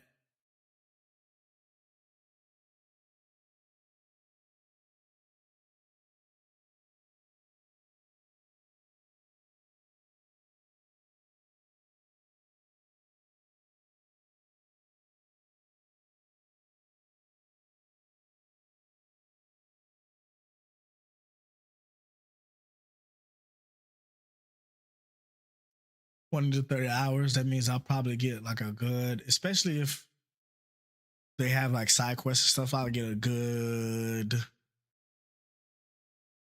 month's worth of content out of that. Like just playing the game. I don't mean content to produce. I mean like just playing the game. That's not bad.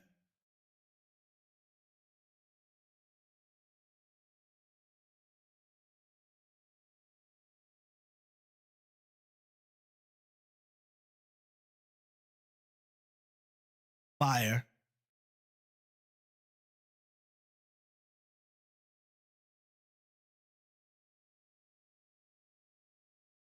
Easily. That's what it seems like.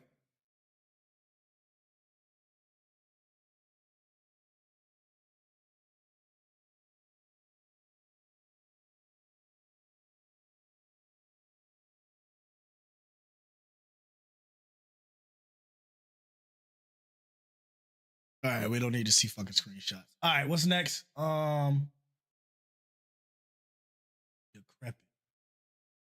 That just sound like some fucked up shit. Here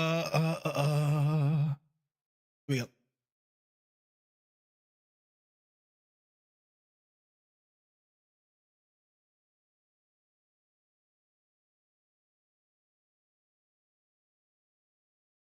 Oh, I don't like it. I'm already starting off in prison.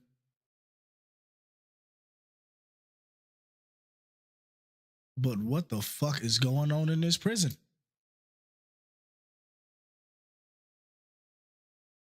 Did that nigga just cartwheel because he's on a wheel? Can't hear it? Oh shit. What happened to the YouTube shit?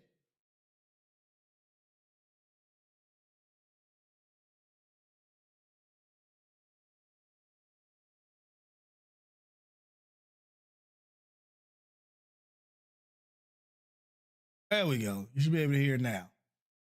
Actually.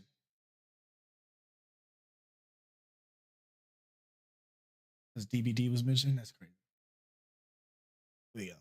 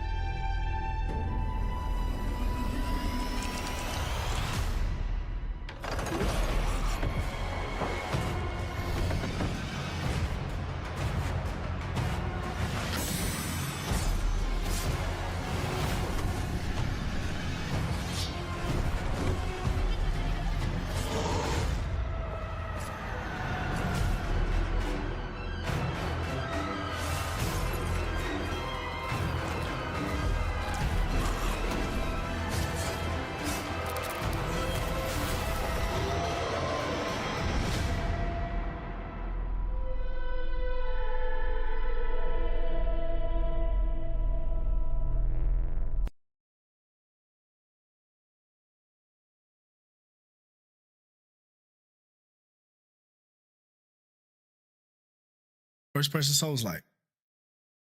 We're not gonna add it to the list because we still gotta beat fucking Elden Ring. But, and I gotta play Night Ring too. Can't go on to another Souls-like unless I do that. Gotta give the original its completion. But we'll add it to the list. Decrepit. Souls-like. Give it 3 stars. I'm interested. PC. And then we just need to add the copy.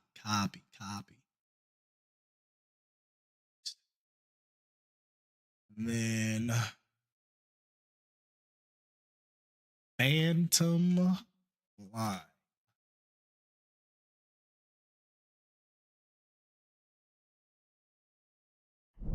Paranormal SWAT, I saw in the description. All right, here we go.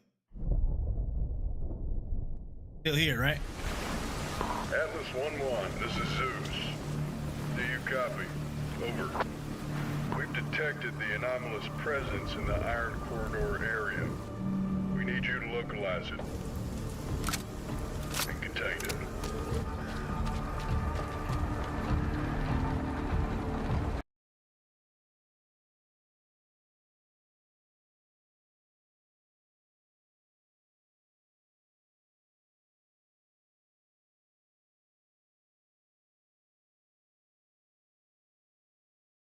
SCP Foundation. It. You know what's crazy is I've been wanting to play an SCP like co-op game for a while. Sound cut out again. Here we go.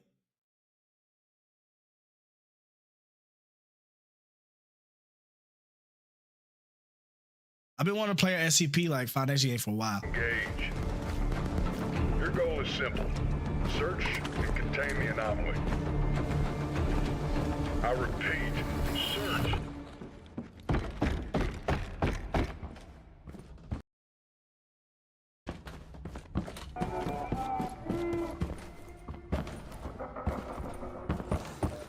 Wait, go back. You can see, y'all can, it's hard to see because he's shaking. He is literally shaking. That's what I'm saying. I better stop playing with them SCPs. Why do people fuck around with these SCPs, bro? This shit probably fun as fuck though.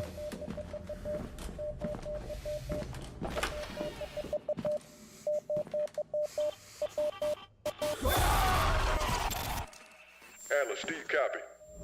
Respond, Atlas.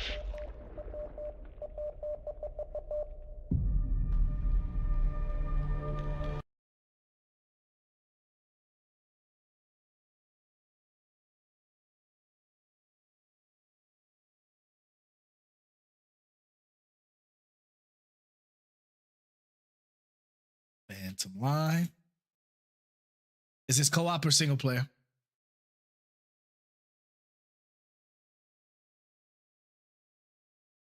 Co-op.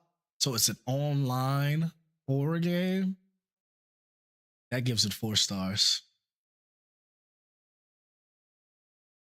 SCP.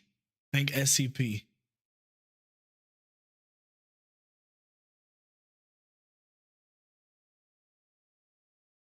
Take the link from that.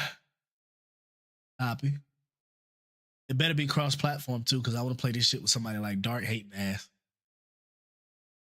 That shit would be fun. Oh shit. PC. No release date for that yet, huh? Damn. All right. What's the next one? Next one is We the People. I think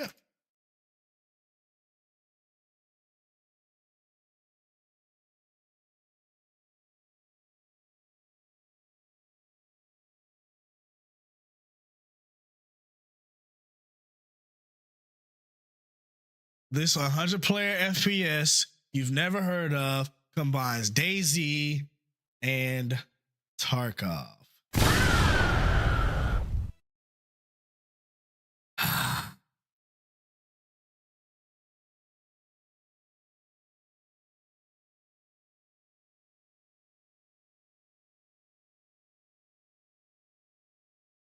Devlog number 1, I guess.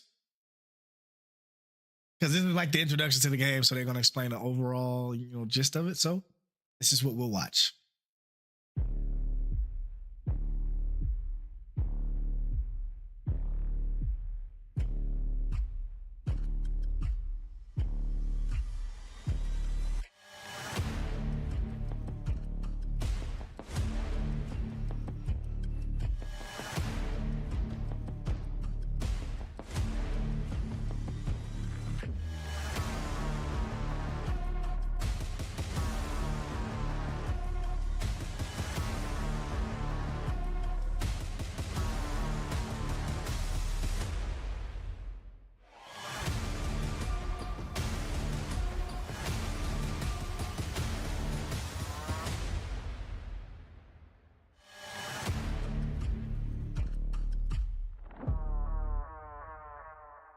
Yeah, I bet that was enjoyable, just standing there looking at the precious lake, admiring the graphics, and then all of a sudden you got fucking headshot.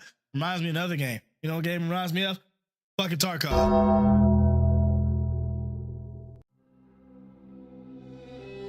Wake up to reality. Nothing ever goes as planned in this accursed world. The longer you live, the more you will realize that the only things that truly exist in this reality are merely pain, suffering, and futility. That's all that exists in EFT. Pain, suffering, and futility. Hi, welcome to We the People Devlog 1. My name is Drew, founder of Small Indie Company. This video, and all those that follow it, will be an early look at the tactical hardcore FPS we have been developing. We the People is a PvP-driven survival shooter set in a post-apocalyptic United States within the beautiful Pacific Northwest. In this What'd he say? We the People is a PvP-driven survival shooter set in a post-apocalyptic United States within the beautiful Pacific Northwest. In this devlog series, we will be showing work-in-progress features in order to update all of you on the state of the game and showcase the direction my team and I are taking it in. The intention is to involve the community in the development process and gain as much feedback and insight as we can in order to take the game in the best possible direction. This devlog will be the introduction to We the People. I'll be touching on a few different topics. Background, where I'll talk about my inspiration for the game. Game design, where I'll cover core mechanics and features of the game. And roadmap, where I'll describe my ideal time frame for developing, iterating upon, and launching the game. I was an infantryman in the army before injuring my spine. After getting out of the army, I used my GI Bill to go to school, focusing on international relations, eventually getting a degree in political science, and later in computer science. Hold on. Although my time in the army was cut short. My roommates are here. Give me 1 second, chat. Give me 1 second. Be right back.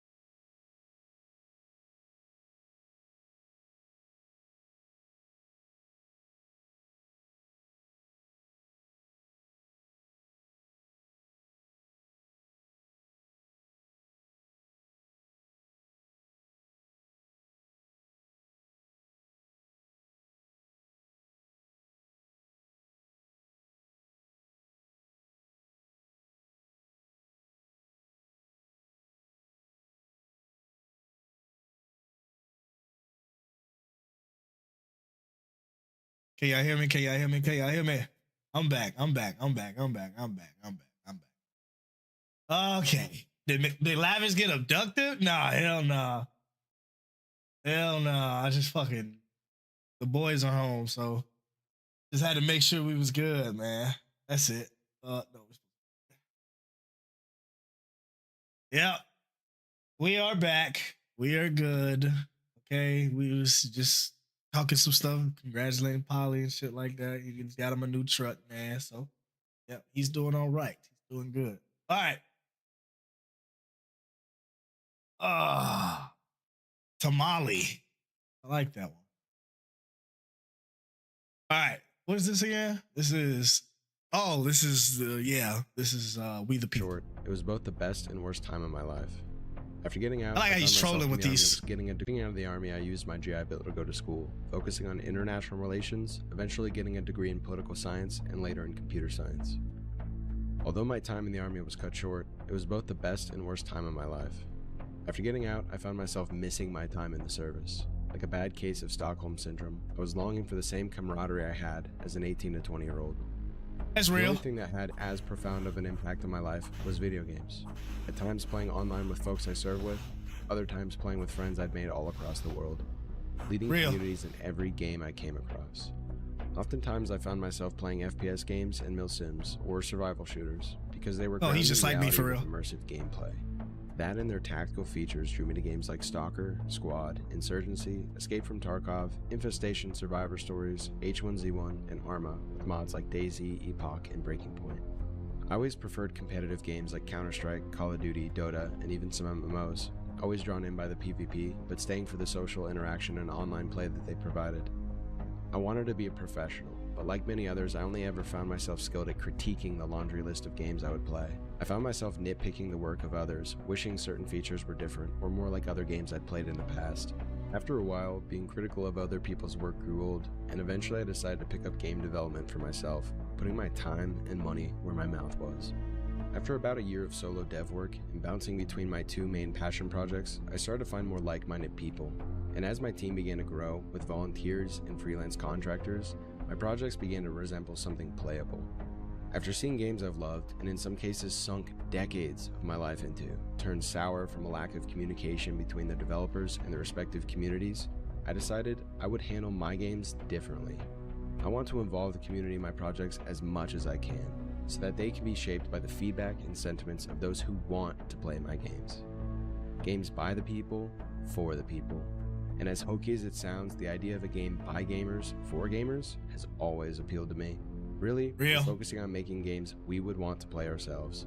Games that not only would appeal to the military veterans on our team, but gaming veterans around the world as well. It's called We the People, currently in development. It is a passion project that is really near and dear to our hearts.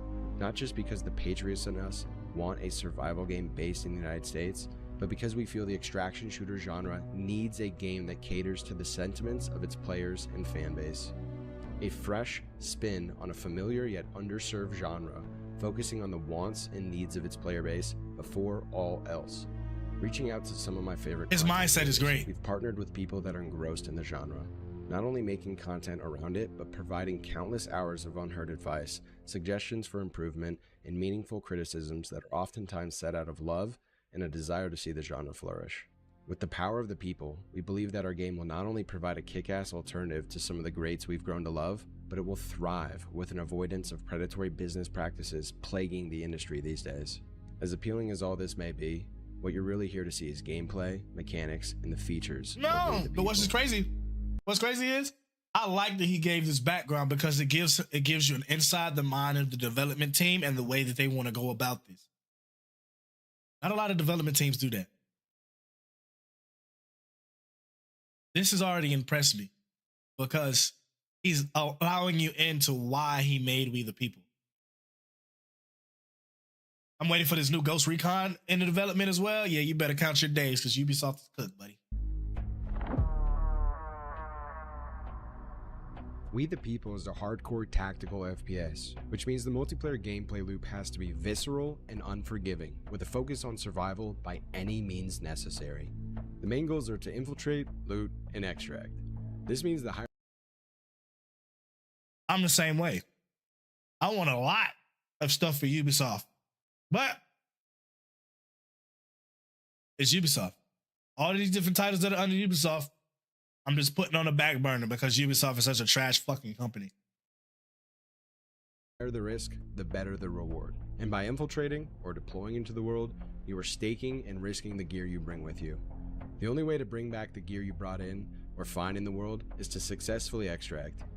This means anytime you or your friends step out into the world, you're taking a major risk, because many things can kill you in We the People. On top of fighting against or teaming up with other players for survival, you must also battle the elements, wildlife, zombies, and a variety of other enemy AI types. How does that differ from other games within the genre? For starters, We the People is not a main menu simulator. That means whenever you are not engaged in the core gameplay loop, you're able to run around inside of a safe zone settlement. It is here where you can stash gear, engage in commerce by trading with vendors or other players, pick up and turn in quests, as well as deploy into the world. Additionally, you can talk to a quartermaster and deploy into instanced, ranked, and unranked arena modes. You also have access to a unique player hideout, which has its own progression and customization system. With a runtime building system, akin to Halo's Forge mode, you can upgrade the hideout to look however you want. When you're ready to get into the action, you and your friends can stock up on gear and supplies and leave for the open world. When you and your squad of Yeah, fat boy, this shit is, it's lavish. I would say support, but you're not monetized here yet. I'm gonna get my mod soon. It's all good, brother, in due time. They took my, what's crazy is I was monetized on YouTube before, but because I went on deployment, I didn't post anything for 6 months. They took my partner. But it's all good, bro, because like I said, what's real is always gonna last. We locked in. Trust me. readied up, you can select a map to infiltrate. Because our servers will cycle and refresh on a 12-hour basis, you'll never be stuck in an endless loop of queues or tedious loading screens. The intention is to provide players with seamless transitions, so the time you invest in We the People will be spent actually playing the game. Loot makes the world go round. It's arguably the most important aspect of any extraction shooter. We have partnered with a ton of real-world brands to provide players intricate customization choices that allow for near-infinite loadout possibilities, ultimate player agency, and unique playstyle choices. This means finding that coveted optic that you prefer will feel all that much sweeter, and dying with it will hurt that much more. Even if your designated squad role is the pack mule, you will ultimately be limited by the inventory size and weight of your character, so avoiding becoming over-encumbered will be necessary. Assuming you're fortunate enough to extract safely, you'll also be limited in stash size, which will require you to consider selling or trading whatever isn't vital. Maps are massive and are filled with points of interest that represent real-world locations ravaged by the dystopian post-apocalyptic setting. There's a constant inflow and outflow of players, providing consistent organic firefights to engage in, new opportunities for loot, and even more chances to die, like the loot goblins that you are. If seeking out high-tier gear is your intention, then you'll likely find yourself in increasingly dangerous points of interest, fighting with other players and more advanced AI. Getting in and out of these locations will also be tricky. Making verticality a prominent level design choice, we want players to delve into underground research facilities and compounds filled with complex AI factions.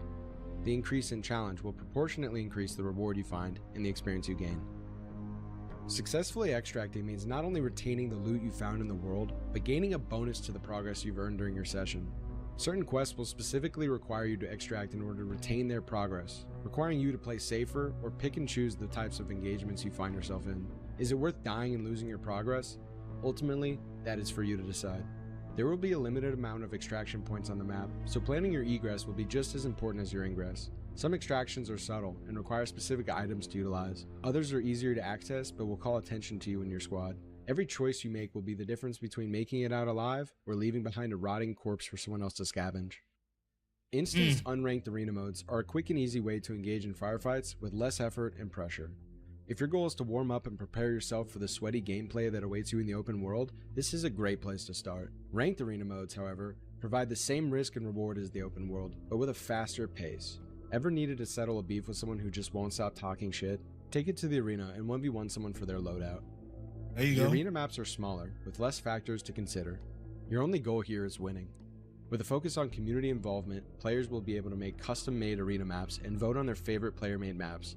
The highest rated maps might just end up in the rotation. That's fire. There are a lot of game mechanics that are core to the gameplay loop of We the People, but this video will specifically touch on the following mechanics.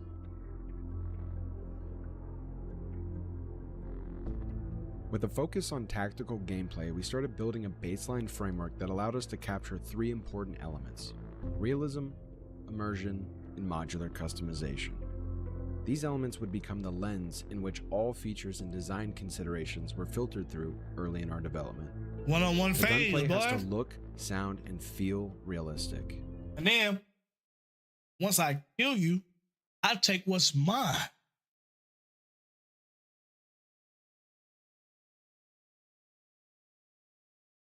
You know what I'm saying? Yeah, Phoenix need to get in on this production team right here. Mr. Tarkov. You know what I'm saying? One-on-one phase. One-on-one phase. You know what I'm saying? You want to squabble? Let's squabble then. You know what I'm saying?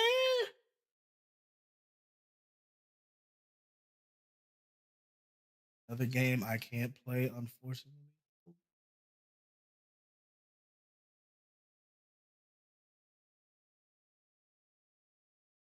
No. Because of the hearing? No. Yeah. Fuck. Oh. Well, Hoagie, that's why you got me. Okay. No fun for you. Trust me, Hoagie. I got you. I'll win for the both of us. Just for you, if I play this, my character will be called Hoagie. And you will live on through my gameplays. Just for my guy. I'm your streamer.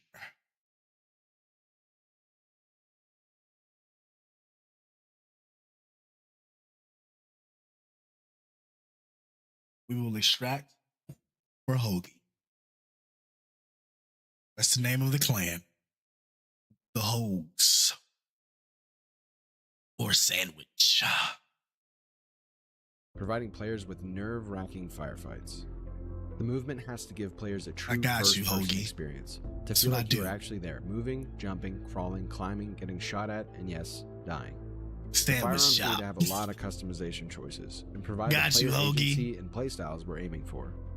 Although none of these mechanics are in a finished state, I hope the following snippets give you an idea of the foundation we're starting from and we'll be building upon.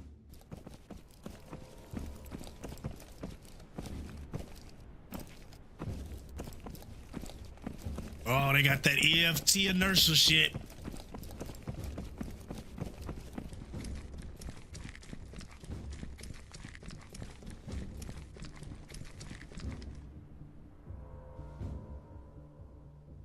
Silent prone.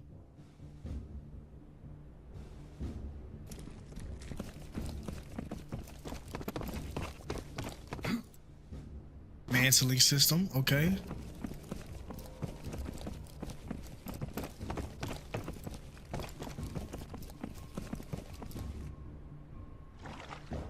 Oh, a swimming system. Where's the breath bar?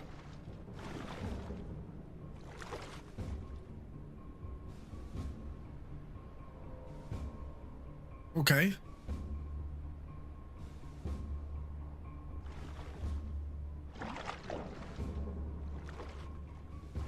Okay. He's in the back like, if he likes this, he'll like EFT. Yes, like it. Please like it.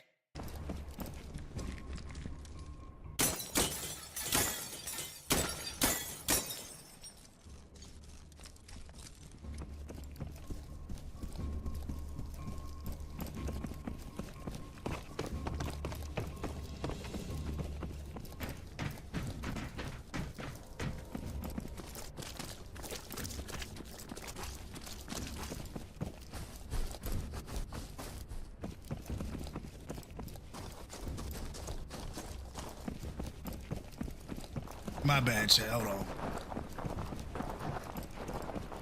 My bad, chat. Hold on.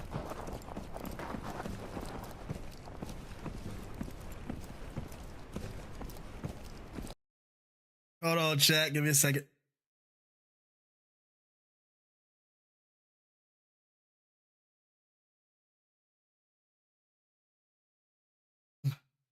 Bigly, you sent me something and it led me back to your profile.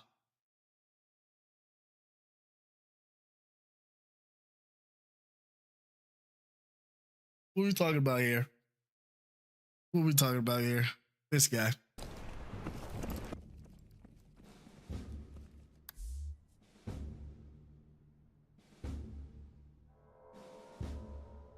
Everyone died ambushed by raiders while clearing out a horde.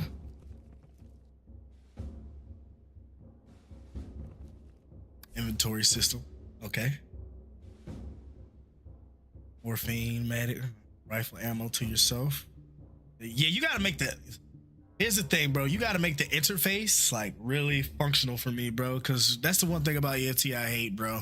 That fucking interface is atrocious.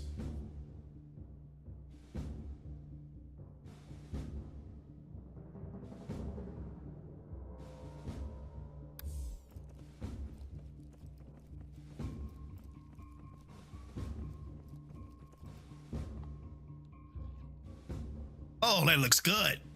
Look at those animations. No,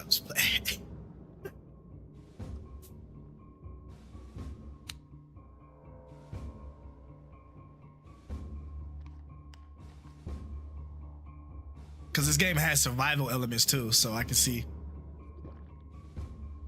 Of course, it needs some polish. This is an independent developer. And one thing I will never do is knock somebody who wants to make a game from doing their damn best. Especially an independent developer that wants something as big as what he's promising in this. As long as he doesn't Star Citizen this shit and make billions and the game is still unoptimized for every fucking system ever. You know what I'm saying? Like, yeah, bruh. You got my support. Gunplay.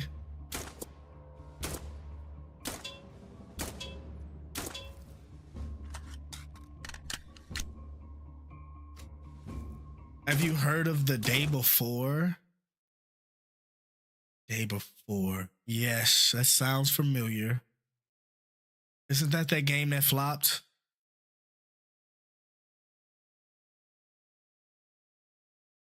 Isn't that game that flopped?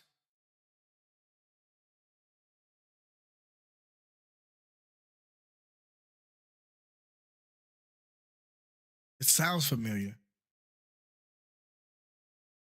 That's the game that flopped. It came out, and within like a week, they were giving Steam.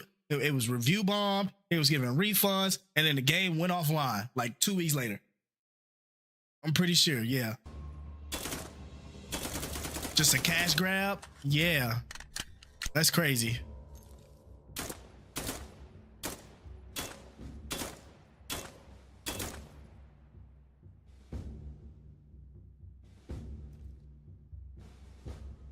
Customization system, okay.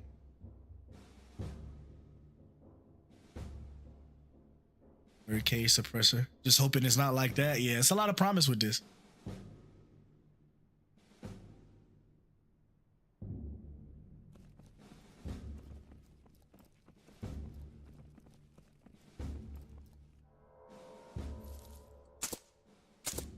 Regular and incremental aim. Oh, okay.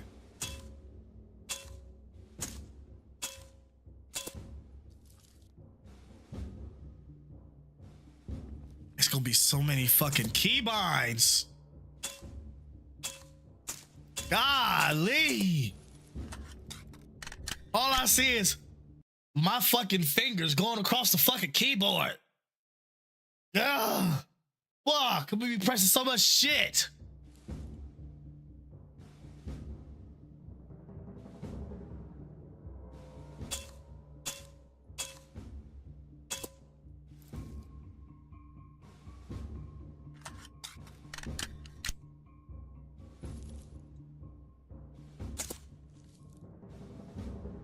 That's an actual tilt. Like, bro is like this. Nigga broken at the hip.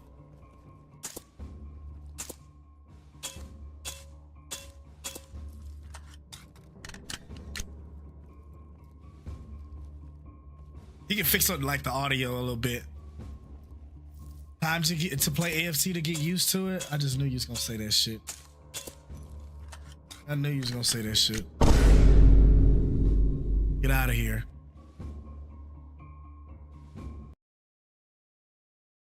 Nobody is playing EFT. Nobody. Nobody's playing EFT. Eventually we'll play EFT, but not right now. He said dark? Let me see. Spatial audio is hard. That's what I'm saying, bro. Take your time with shit like this, bro. What really makes a game good, like takes it to the next level, is its audio. That's my opinion. Like, you got good, like amazing sound quality. That's why Arc Raiders is so fucking good, because you can hear everything. And it's not like hearing everything is the best part, but it's so, you know, it's a far distance away that you just heard it. You can hear in the general direction where it is. Like, you hear the birds, and you see the birds, and then the sound comes after you see the birds. Like, shit like that is really what makes a game fucking good. Especially at today's age. High low readies.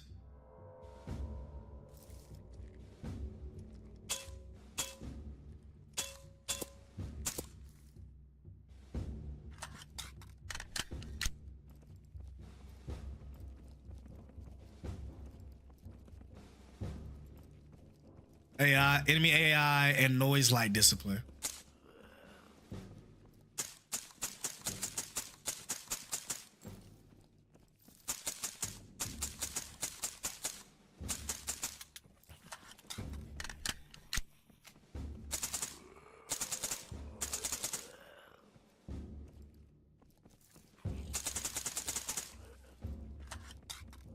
Oh, look at them. They heard shots, but they don't know where from, so they're just adapting.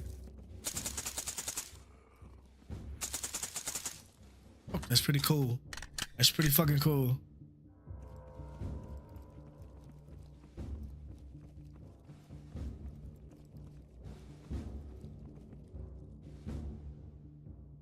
A lot of people shit on AFC, but most people play COD still, and that just tells you the quality of game they like. It's real. I don't even play COD no more.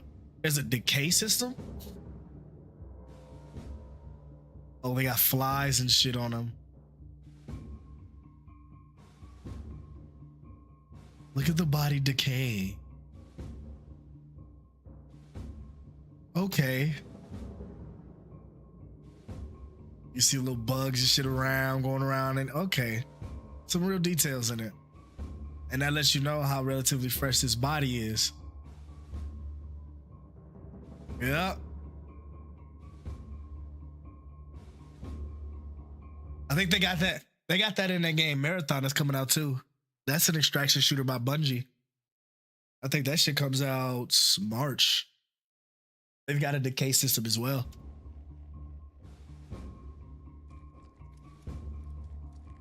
He said, Bungie? Gross. Hey. I did not like that one. I mean, that one is straight PvP. That shit is decayed. You can see the flies flying around and shit like that. Pretty tough. These examples were very simple and will continue to get iterated upon. This, along with examples of other game mechanics, will be shown in future devlog episodes.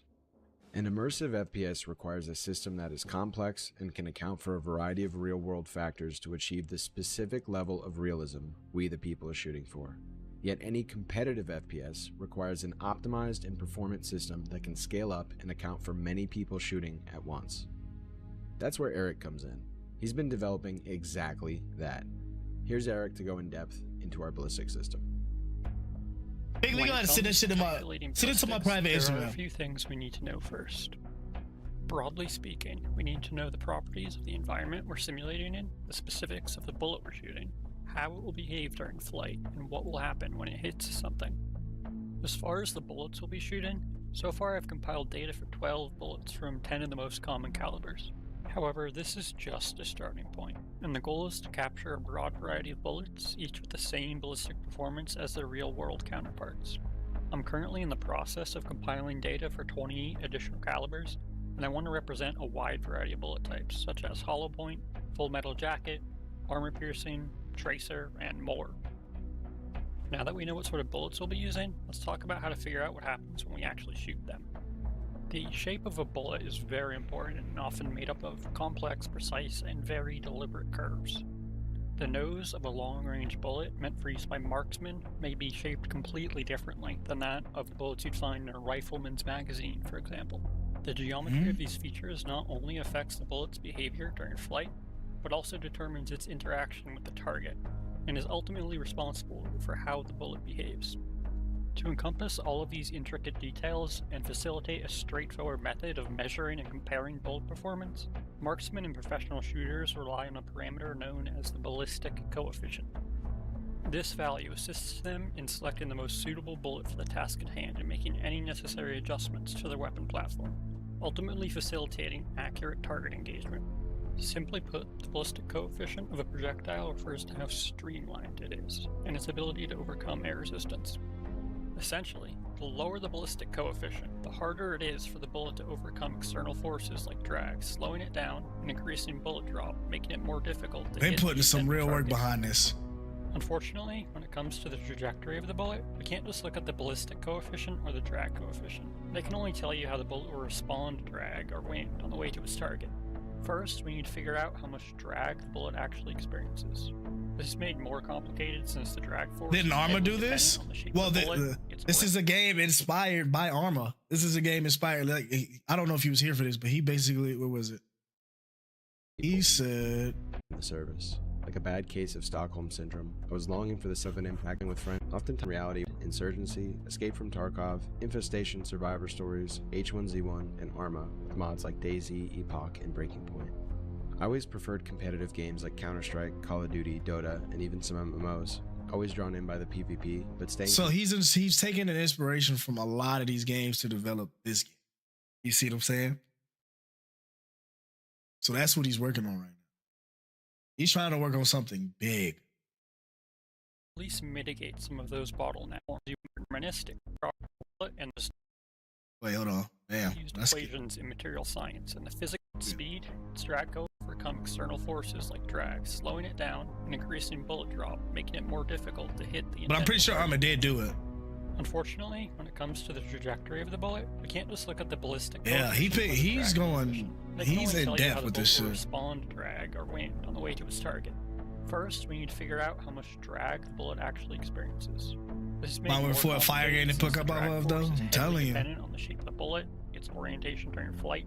He's playing some shit. Luckily, there are equations to help us out, and we can use those to determine what the bullet is up against. Overall, the main things we need to consider are the bullet's speed, its drag coefficient, how much surface area it is presenting to us, and the density of the air it's moving through. The first two are relatively simple and also reliant on each other. Oh, they have dynamic weather effects that changes based on how fast the bullet is moving. Bring it all. That relationship can be accurately determined with the help of make it brutal. We talked about earlier. Additionally, we can work out the third part based on the shape of the bullet and which way it's facing to give us the amount they putting a lot of time into this. Finally, we talking you just need to know the air damn near decades. Unfortunately, that is less simple. Talk about just go do some real war, bro. Varies greatly with the altitude and is also influenced by the temperature of the environment, along with the amount of water vapor, humidity, and of course the current weather conditions. High winds in the PNW would be fun. Nah, fuck that. Bring the wet, rainy, windy dynamic from right down on the flight line. Yo, hello from Sicily, Peta. Appreciate you for coming through. Appreciate you for the YouTube chat, man. Much love. Finally put it all together to calculate how much drag the bullet experiences at any given time, ultimately determining where it goes and how it gets there. Once the bullet hits something, one of three things can happen. The bullet can stop in its tracks, bounce off, or go straight through whatever it hits. The likelihood of each of these possibilities depends on the material properties of both the bullet and the object it hits. Why not play Ark, bro? Just not First today. thing to consider Just not is today whether for the it. impact of the bullet would result in material failure of the target. In engineering and material science, material failure refers to the condition where a material no longer retains its ability to resist deformation or recover from it. Commonly, material failure can manifest in the formation of cracks, fractures, or simply reaching the limit of its structural integrity. If the bullet impact results in material failure, we can safely assume that the bullet will simply penetrate the object. That's the thing about it, Pedo, bro. Like we'll play Arc Raiders, but Arc Raiders is not. We're not a full Arc Raider streamer like Burnt Peanut or somebody like that who specifically just plays that stuff too. Like we play games that are just fucking great, that we define as great. Doesn't matter if it's an MMO, doesn't matter if it's an RTS or an RPG. If we think it's good, we are going to fucking play it. I don't care what anybody online says. As a avid gamer and a gamer at heart, at my core, if I want to play a fucking game, I'm going to fucking play it. Real. Maybe some snow in the Seattle streets. And all we need to do I would love to see some urban. He gonna have some urban maps for sure in this. Transfer during the impact, which can be calculated based on the Real energy gamer. required to cause and sustain material failure during penetration. However, if the Knowing the material does context not behind that immediately thickly. fail, or only partially fails, we can still determine how far the bullet was able to penetrate, which can inform the amount of damage that it causes. Again, it's important to keep in mind that all of this depends on widely used equations in material science and the physical Like Dark got properties mad of at the me for objects playing involved. Lawnmower It's not Simulator. just a Like, come bunch on, made of bro, numbers, stop and playing. the intricacies of each Come bullet on, impact bro, we is gonna different play. for each bullet and the material it strikes. The buildings look If the more bullet isn't like going to be look more completely Portland destroying landscape. The object it hits and going straight Damn. through, we can consider the possibility that it might bounce off or ricochet. Since the Mhm. likelihood and behavior of bullet ricochets are fairly complicated and not all that well studied, our current implementation is based only on the angle of impact and the properties of the bullet as well as the object it hit, with some Right. random variation thrown in. However, soon we will include more accurate and, more importantly, deterministic calculations. That means no more They are- randomness. If we shoot an object with a certain bullet at a certain angle under certain conditions, it will always ricochet, and always in the same way. If all of that sounds like a lot of work, it is. We can't expect to be able to do all of that many times per second. When am I for moving many to bullets at Italy? once, without some When sort of performance Italy issue. ready for me to move To there. solve or at least You know what I'm mitigate saying? some of those I'm bottlenecks, all of trying that work is to. taken off of the game thread and dispatched Once to I the thread once I pool where get it the is hell about the distributed U.S. amongst a number of separate Whatever threads. country greets me with open What all of that arms. means is that we can simulate a lot of And bullets treats me at like a once king. without affecting the performance of the It rest won't be of the game. Thailand though. Another benefit of this approach is that the timing and consistency When they of pay bullet McLavish, calculations facts. aren't tied to what's going on with the rest of the game, and we can even update bullets at a higher frequency than other objects in the world, further increasing precision. This seems like it's going to be a lot of shit to implement into a fucking game, bro. So this one is going to take some time, from what I'm seeing. And this is before we go. Like, this is his first. This was 2 years ago. He's had how many devlogs? This is going to be 2028. And he dropped another, there's a showcase there. Showcase there. Devlog. Yeah, it's a lot of shit. Come on, I make you a good pasta casasa. Better, you hilarious. Maybe early alpha in mid 2027. I don't even think it's coming in 2027, bro. I think this shit is 2028, 2029. Easily. This shit takes time. This is on some Star Citizen development shit. Like, if he want to get it right, he really gotta take his time with this. Hopefully he don't get over $100 million in funding and don't do shit with it. Except make ships and make the game terribly optimized like Star Citizen. You know what I'm saying? That game has so much potential, but the motherfucker don't want to optimize it properly. Star Citizen, so it'll be done in like 10 years. Exactly. Exactly. That shit ain't never gonna get done. But what I'm saying is he got to take his time with this. He's already got a great baseline. He's got, this shit has got, something's got 8K subscribers. People invested in it. He's building a good base. And that introduction vlog got 200K views. So people are they're gonna take interest in this. I think this game definitely has the interest that people want. Relax is where there might be a small playtest for a team, like map and features. I would, bro, hell yeah. And this is games like this, right? Is like we've been playing like Operator. Right, hold on real quick. We've been playing like, because I'm finna get ready to get off stream, but we've been playing games like Operator and Ready or Not, which are these small mil sim style games that I'm about to get into Armor 3 and Armor Reforging, because I want to he had a roadmap at the end of the video. Okay, for sure. Look at that. Excuse me. Ooh. It should still hurt my throat. Sneezing? Oh, that shit hurts. I gotta stop rubbing my nose. But yeah, technical demo, yeah.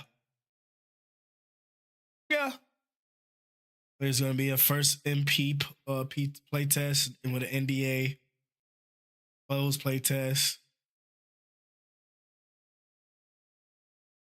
Bro, feel okay? Thank you. Yeah, I'm recovering from an illness. That's why I haven't streamed in the past 4 days. I had strep throat. So I'm recovering from that right now. So thank you. I am feeling a lot better though. I was down in the wicks, but what was I saying? I said we've been low-key, slowly but surely playing more Milsim games on this shit because I want to get into some real Milsim shit. I want to play Arma. I want to play Squad. I want to play some more Operator, right? I want to play some more Ready or Not, but I want to play it in a way where I am fully immersed. I'm talking good comms, good fucking like gun rotations, good CQB tactics, none of that running around having fun shit. Because when it comes to these Milsim shits, I want to get immersed, bro. I want to get fucking immersed. So I just want to say to everybody who came through today, y'all really made today's stream fucking insane. Insane. Like, I really do appreciate y'all for everything, for being here. I feel like you an old friend. Hey, bro, I appreciate it, bro. We're at our 4-hour stream mark. Exactly what we wanted to hit today. We were supposed to game today, but honestly, bro, I'm just finna hop into Discord, and if anybody's trying to game on some shit, just let me know. Because I'm about to be up for some hours because I woke up at 4 p.m. today, so I'll be down to play some shit. With that being said, I hope and pray that each and every one of you that are in the stream today, y'all be safe, y'all be blessed, y'all return to y'all families, man. I love and appreciate every single one of y'all. I'll see y'all tomorrow for the stream. It's your boy McLavis signing off this thing. Peace.